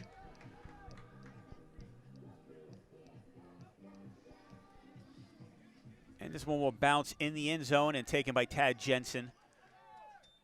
Hancock to Jensen, quick passes. Let's see if the Stags do the same type of flow that San Francisco did in the last possession. Bjorklund sends a hook downtown. He's looking for Purston, but there is a couple men there. But guess who got it? You better believe it, it's Timmy Purston. And we have a call. They're just going to move the disc up. That's going to be, let's see. Was a lot of contact after Purston came down with that. None of it looked malicious or really too altering, but it will be against Timmy Purston. He did kind of step through and a little bit over his defender who had fallen down, so not an outrageous call by any means. All right, I didn't see that. Purston and the Stags move back a few yards. Raffy Hayes towards the far side, looking to go up. Hancock, Jensen in the end zone, another one. The Stags score with 7.3 ticks left. They're doubling up the Dogfish once again. This time it's 14-7. Based on the line that they put out there after they knew that they would have a tight field to work with, the Stags, it's almost as simple as put out some energetic cutters like Timmy Purston, Raffy Hayes, and let Cody Bjorklund work underneath, get the disc, throw a fake, and just boost it. And with receivers like the Stags have, a deep, tall core, it's not a bad play at any time, and it worked wonders there.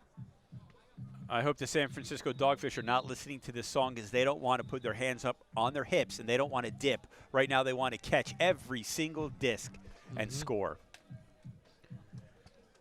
7.3 seconds left in the third quarter, 14-7. Referees huddling again once, probably not the last time, at the 45. A lot of energy right now on the Stags sideline. Another quick note that I think that was Raffy Hayes' first point back after that head-to-head collision, but he is out and playing again. He was holding a pack of ice to his forehead for a while, but both players came out of that seemingly okay, which is really great to see.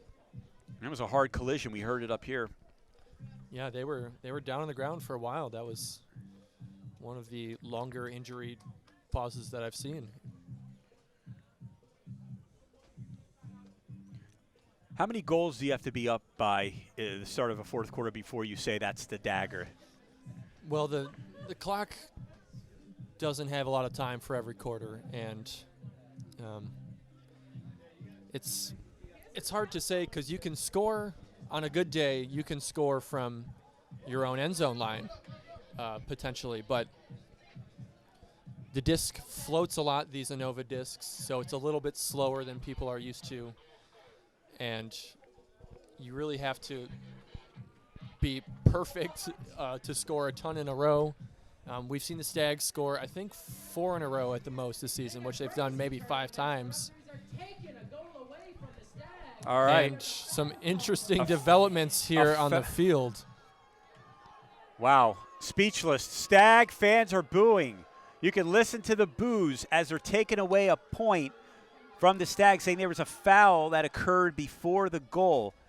They took the point off the scoreboard. It's 13-7, 7.3 ticks still remaining. They're going to try and recreate the play that ended, I believe.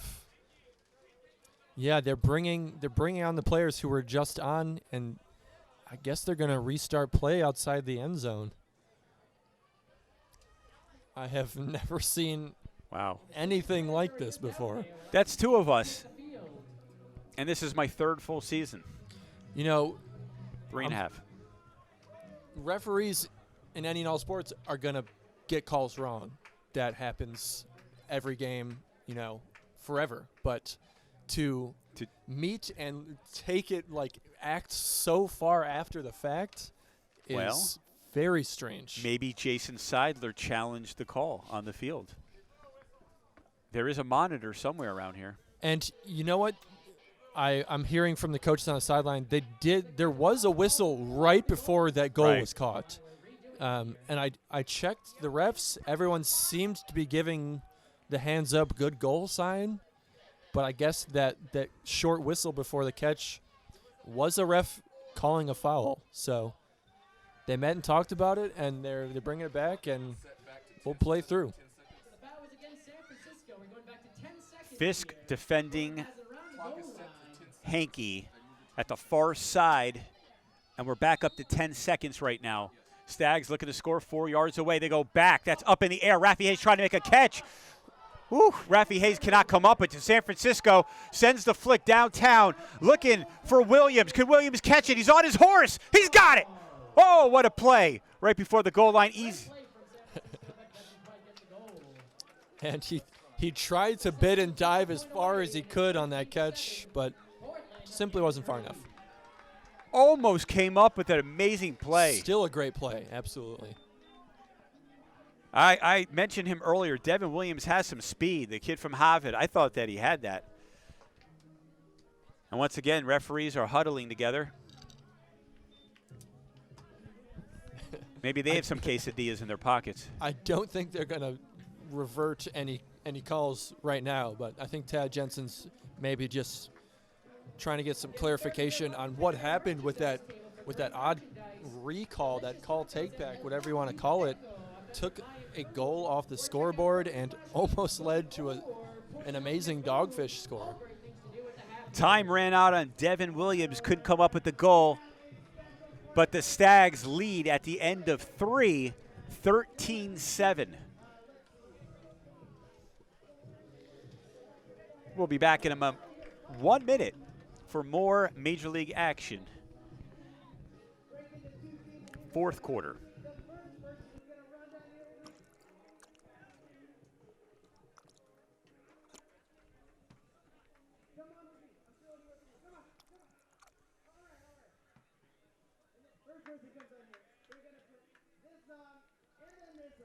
And then the next person's going to run over here to the next person.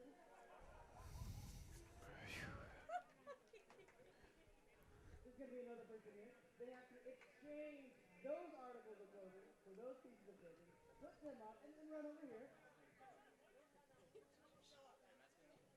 And the first team, the first person to throw this into this net wins the second round. We have a sign, 2 signed posters, and a gift.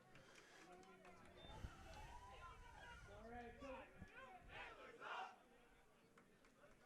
let's get started. Let's get ready. They only got 2 outfits and 6 kids. Let's go crazy for your little athletes down there. Come on now. Who's going to win this battle?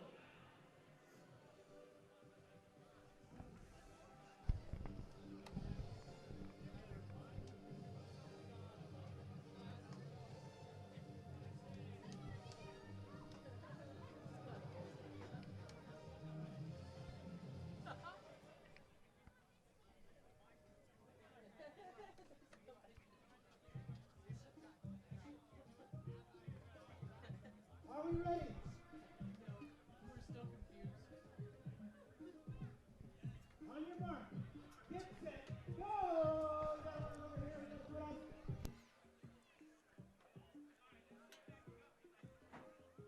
Back at Milwaukee High School, Milwaukee, Oregon, Brad Stein and Bobby Goff doing it on Major League Ultimate Network. So I was able to look up some records here, thanks to Luke Ryan, who works at MLU, who's done just an amazing job with stats and records and gives us incredible content on a weekly basis. But teams have scored 11 or 10 points in a quarter before, so it's not over yet. It's kind of over, It's not over. but not technically. We will definitely need to see some record-breaking stuff here from the Dogfish. And Portland doesn't look like a team that is about to give up some record-breaking performances. They've been real sharp this half. The start of the fourth quarter. 13-7, Stags on top of the San Francisco Dogfish. 10 minutes left in the game. Do you have a team trip or a corporate outing coming up? If so, charter a private bus, minibus, or party bus from busrental.com, a U.S. Coachway company. Bus travel is one of the safest, greenest, and most affordable ways to get your group to an event. If you're going with the group, trust busrental.com. Enter coupon code MLUBUS and get additional savings and VIP treatment. The Stags will do the honors. They will pull. It's not over till it's over. That's what she said, right? Until Wise words. Wise words from a lady with some excessive weight on her frame. Excessive knowledge, though. Yeah. We've seen some crazy comebacks before. We're going to need to see a crazy one right now if the Dogfish want to keep a 0 on that loss column. The Stags are locked in, though. It's going to be tough. But challenging is what athletes like. Lassiter picks up the disc. Dogfish starts the fourth quarter. Lassiter was shaken up earlier with the hamstring. Finds Hubbard towards the near side. Middle of the field. He has Serrano. It's hanging up in the air, and it's intercepted. What a play by Stephen Rice. Dogfish had a player busting deep with good timing. Hubbard just simply unable to make that deep, powerful throw that he needed. Rice now guarded by Sunke. Back to Grant Cole. Cole comes up with the disc. Stags working backwards inside their end zone. There's Woodside, former football player. Knocked away. Woodside's pass is knocked away, intended for Lafferty. Good play by David Janinis. Dogfish. Sunke had to go down to the ground on that one. At the 35-yard line, right at the 9-minute mark. There, it's hanging in the air, and a fabulous play by one of the rookies. That's Sam Frainer from Lewis and Clark. I think that's the first time we've called his name this game, but he's been a huge playmaker like that all season. Woodside at the near side. Oh, Woodside, back-to-back turnovers. He thought he had one of his stats. He thought he had tags, but he didn't. And another back-to-back turnovers by both teams, intended for Serrano. Aaron Adamson was there with the D. Cole will pick up the disc. Stags, 8:24 left. There's 14. Grant Cole with the assist finds Lafferty. His first goal of the game. Second of the season. Only reaching for about 15, 20 yards in the air there, but that might have been the throw of the game. Huge step out on the forehand side, just flat all the way right into the gut of the cutter. Just a perfect throw.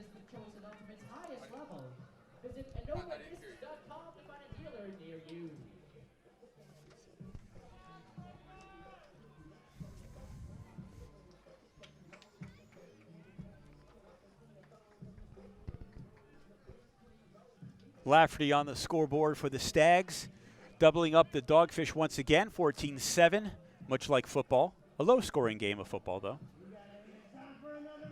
which you see quite frequently. Rice with the pull, not high, but pretty effective. It's going to hit right at the 25-yard line. Jason Edelman finds Weiss. Weiss sends a flick. He's looking for Sunke. Bowie's going to jump. No, he's not going to jump, and Sunke's there for the goal. Vin Bowie thought about it, almost mistimed it, did go up, and Sunke scores again. It's been a weird, subtle breeze this whole game. That disc couldn't make up its mind. Maybe Vin thought it might drop sooner, and it looked like it could have about 3 or 4 times in the air, but Dogfish make a better read, and ends up being a pretty simple catch. 14-8. 8 minutes, 10 seconds to go in this match. The Stags will receive the pull. Yeager will throw the pull for San Francisco. You see Early trying to get on the field. I don't think he was early that time. His team yelling sprint early at him as he tries to gain the line there. You better be early with that name. Can't be late. Hancock receives the pull. Stags start, good field position. Defense amplified once again. That's Yeager. Will Shaw with the disc. Will Shaw sends the flick and well overthrown. No one even near. Purston, I can't believe how quiet he's been this whole game. But even if you stop Purston, there's so many others. Yeah, I think it was John Seamer there who was really just setting up an underneath cut, but Handler thinks he's actually going deep and puts it to nobody. Some contact there will give the Dogfish some free yards.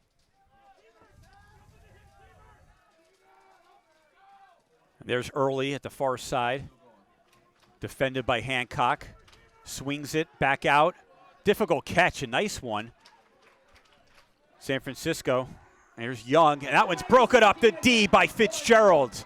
You talked about Fitzgerald. He's one of the bright stars for the Stags. He used that height.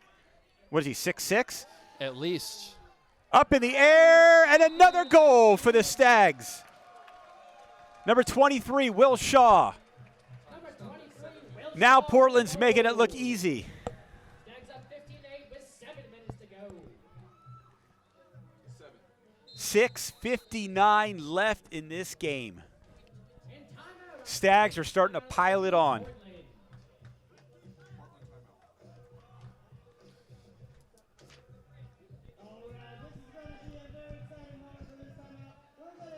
It might not be early in the game, but it's early in the season. What do you do right now if you're Jason Seidler? What kind of speech do you say to your team at the end of this game?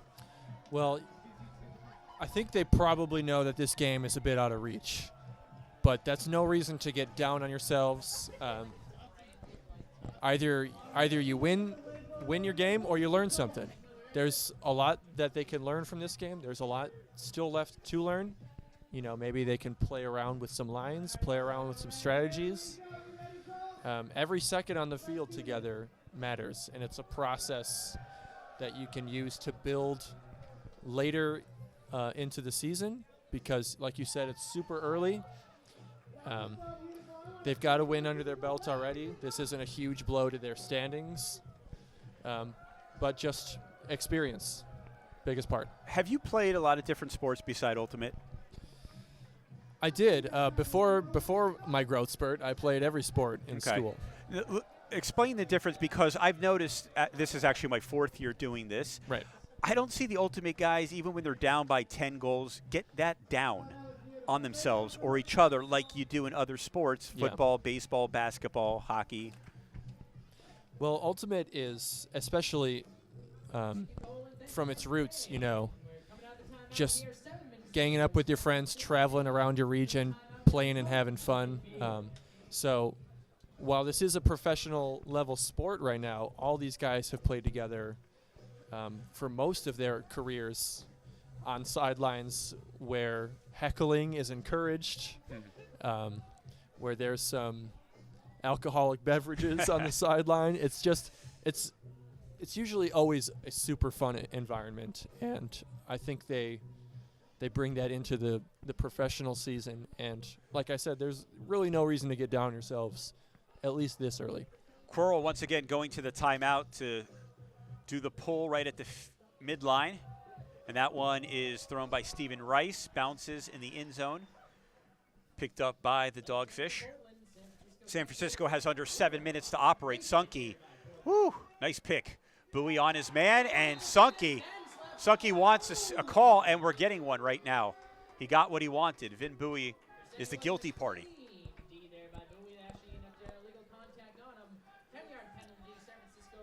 Vin pretty hyped up after barely missing that big layout D attempt.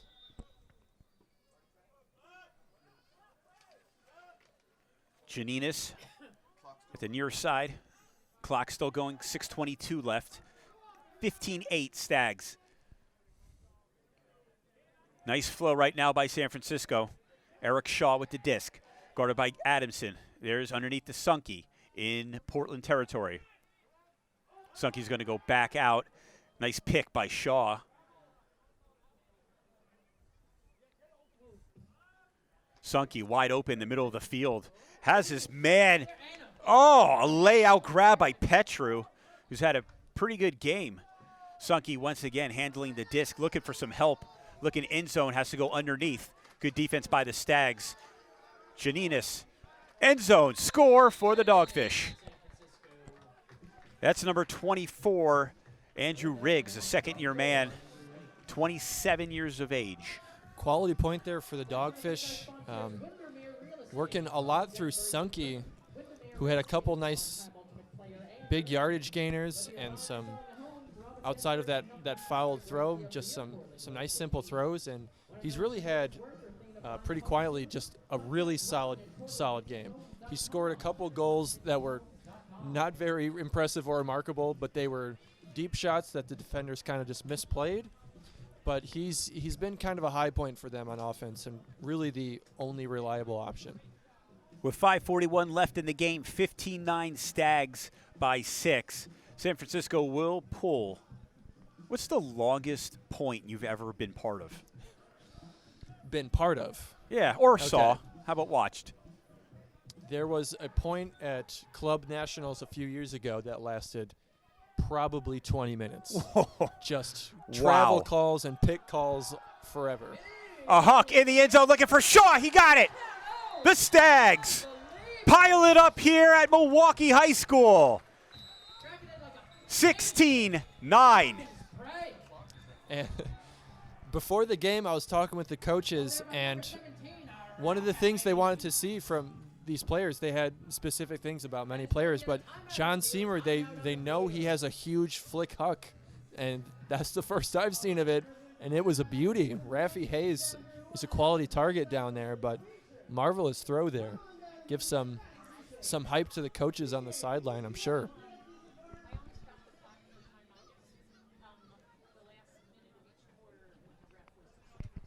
Not even halfway through the fourth quarter, 5:29 left. Stags making it look easy. San Francisco huddled. Looks like the Stags used another timeout. They're going to pull from the 50 from the midline.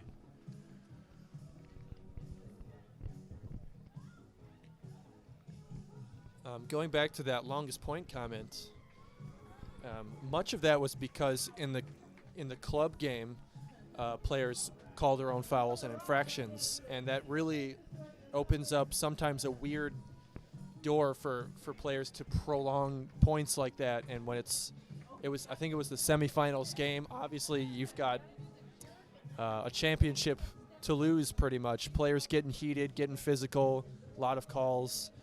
And that's one upside to having these refs here in this professional league is it keeps the game moving. It takes that off the players' minds. It creates just a faster game, which is better for anyone watching. That was the longest point and easily the worst ultimate to Probably. watch. So tedious and boring. Innova is proud to sponsor Major League Ultimate and its incredible athletes. As the official disc of the MLU, the Innova Pulsar has quickly become the disc of choice at Ultimate's highest level. Visit innovadisc.com to find a dealer near you. Stags get ready to pull. 5:29 remaining. 16-9. That's the score. Dogfish trail.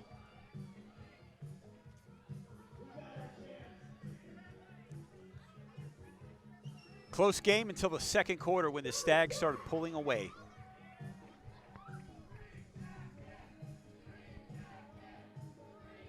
Rice with the pull. Janina stops it with his foot. Now the Dogfish pick it up. And look at Portland's defense. Intensified as much as we've seen. And broken up. Let's see if there's a call. Eli Blackman was there. Might be a contact foul. Looks like the Dogfish player had his hands on the disc. Maybe a simple drop, but also maybe poked out of his hands by Grant Cole, which would have them keep the disc, but looks like it was just a drop. Stags remain possession. That's Cole. End zone! Turns the wrong way, or the throw is the wrong way. Malius was the intended receiver. San Francisco takes over at their far sideline, right by the end zone. Malius defending the disc. Dogfish, 4.5 minutes to operate, down by 7. Is there a possible way they can get back in this game? We'll see. Eric Shaw hits the middle of the field. Another nice flow by San Francisco. They just have been a little inconsistent. That was Weiss. There's a wide open man. Goes for it. That is Eric Shaw. It's off his fingertips. Shaw can't corral it, and the disc will go back over to Portland. A great cut and great space to throw to, but the throw was far from perfect. It was short. It was sharp. As soon as he turned around, he saw the disc 5 feet in front of him. It was a really tough play to make. I'm surprised he even got a hand on it. Stags back with the disc, working the far sideline. That was Rice underneath.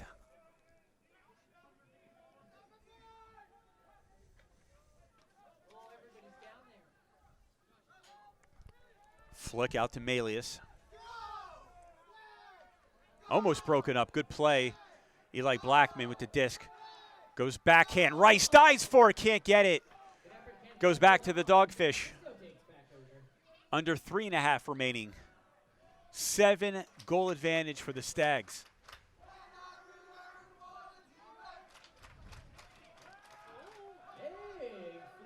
That flick's hanging in the air. Blackman's back there for the Stags. It's D'd up. Blackman getting a fingernail on that disc, but enough to alter the movement and make it obviously impossible play to make. Back to Cole. See Cole and Blackman. Underneath. Poor pass. That was intended for Melius. Quickly, San Francisco's going to attack. Sankey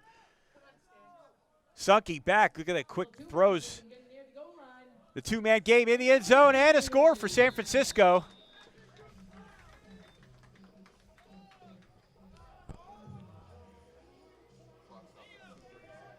Nice teamwork between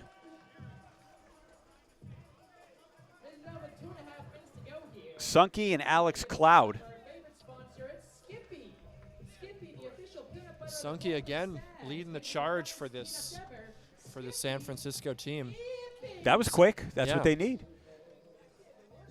16-10 Stags.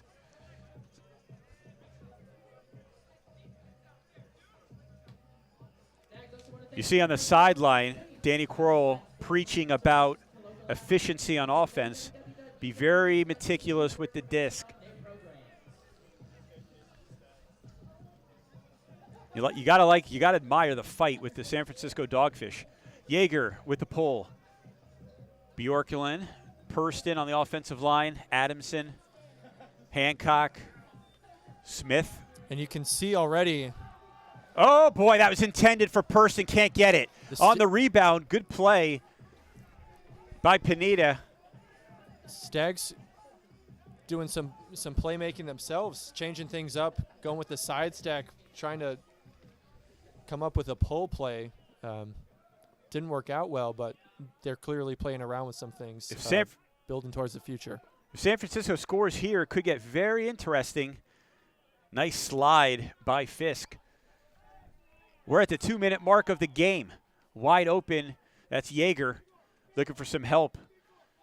Have the Stags off balance in the middle of the end zone. It's hanging up in the air. A couple Stags are back, but look at it. It's Pineda. Wow. That was pretty incredible there by Thomas Pineda.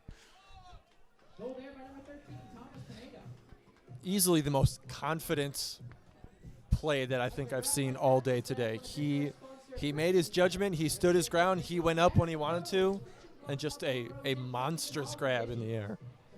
16-11. It's getting pretty interesting over here. 1:50 remaining in this game. See the Stags communicating, Hancock and Bjorklund on the sidelines, talking about what happened defensively. And a couple new Dogfish coming on the field. We have Alex Morris and number 22, Jason Edelman. Edelman's one of the oldest rookies you'll ever see, 33 years of age. I admire that. I love it.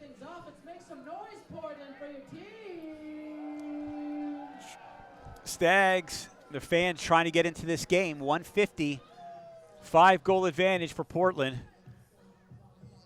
Tad Jensen back on the field after he sat that last offensive point when they were trying something new. Looks like they're going to go back to their guns here. Shaw. There's John Seamer.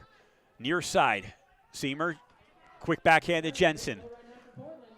End zone, looking for Person. Can Person catch up to? You better believe it. Person's in. Oh, tiptoes in the end zone.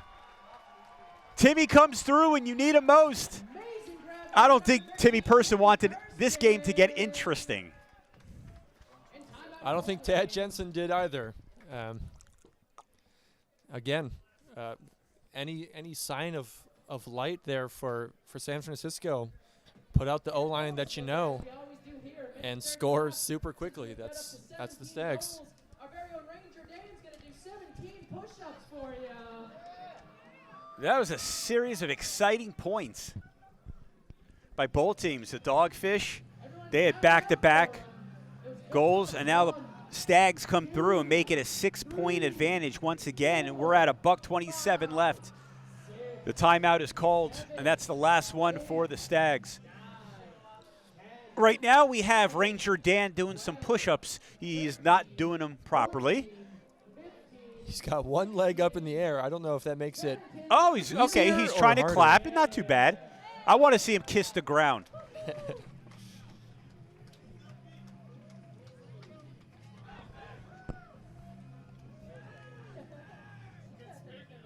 That could have been the nail in the coffin right there, Purston. Usually that's done with Stoney the Stag, but he was conspicuously missing during that time. Outside of a couple breaks this quarter, the Stags have done a great job of whenever San Francisco seems to be gaining some momentum or gaining some energy, they simply come out and score super quick and just put a damper on that right away. They don't let you breathe.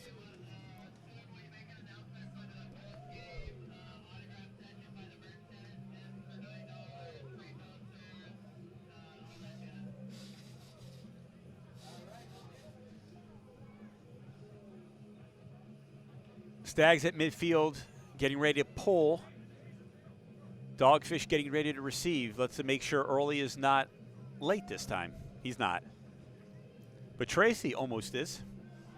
Stags will pull from midfield after the timeout. 1:27.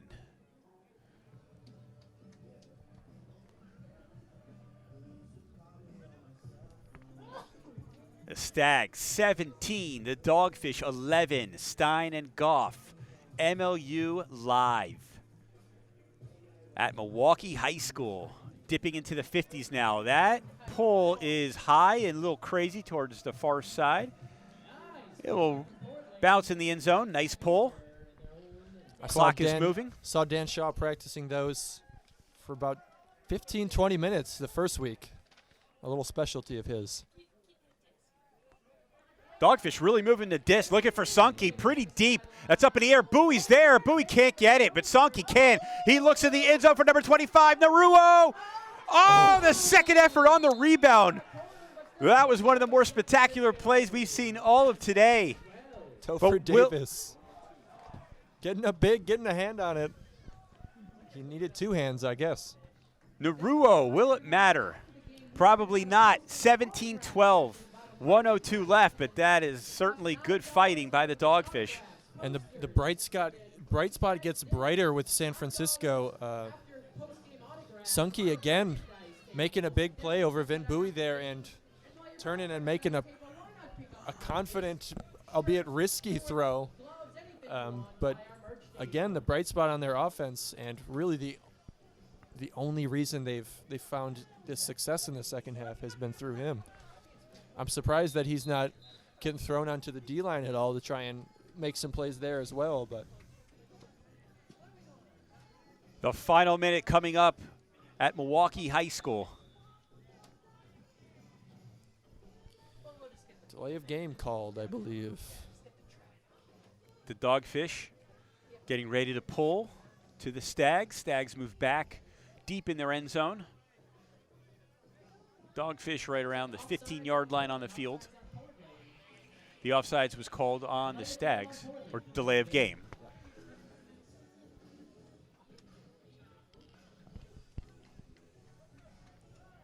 Final minute. The pull, decent one. Going to bounce in the end zone, taken out by Tad Jensen. Hancock will handle the disc for the Stags. Raffy Hayes towards the near side. Bjorklund going deep, the flick. Bjorklund's there. Could he catch up to it? You better believe he does. Inside the 30. The backhand sending it for Person. One more. Can he do it? Person's going to leap up. Skies for it. Got it. Timmy Person. Another goal, another day. 2 in the fourth quarter. And it's all over at Milwaukee High School. 18-12, but we still have 42.6 ticks remaining. Timmy Purston not letting 2 full games go by without his name getting called and without the crowd getting behind him. Took him 7 quarters to find the scoreboard here at home, but he's done it in an exciting fashion, keeping this game exciting for the crowd here as the clock winds down. I was wondering where that man went, Timmy Person. I thought he went back to Ireland like he did a couple years ago to work. The smiles on the Portland bench, but the Dogfish bench still very enthusiastic. They know that this is only their second game. They're 1-1, and it's a long season. Yep, I see smiles on the sideline. I see bodies dancing. They're still having fun with it. Well, they know they can play with the Stags. Lassiter. 40 seconds to go. Almost broken up by Rice. Eric Shaw. Flick back to Lassiter. And that's going to be intercepted by the Stags. And Grant Cole slides on the ground for a nice catch. We're down for 25 seconds left. Up in the air. Adamson tries to pull it away, but he can't. It's a heck of a play by Nick Petro defensively. Still having fun. Sunke. Back to Shaw. Once again. Sunke in the end zone. It's intercepted by Woodside, and that's going to do it. The game is over at Milwaukee High School in gorgeous Milwaukee, Oregon. Week 3, the Portland Stags defeat the San Francisco Dogfish 18-12. Similar story to the first week here. Trading blows to start the game. I believe it was 4-4 at one point before Cody Bjorklund lays out, makes a huge play, gets the bookends, lights up the scoreboard, fires up his team, and they just run away with it there late in the second.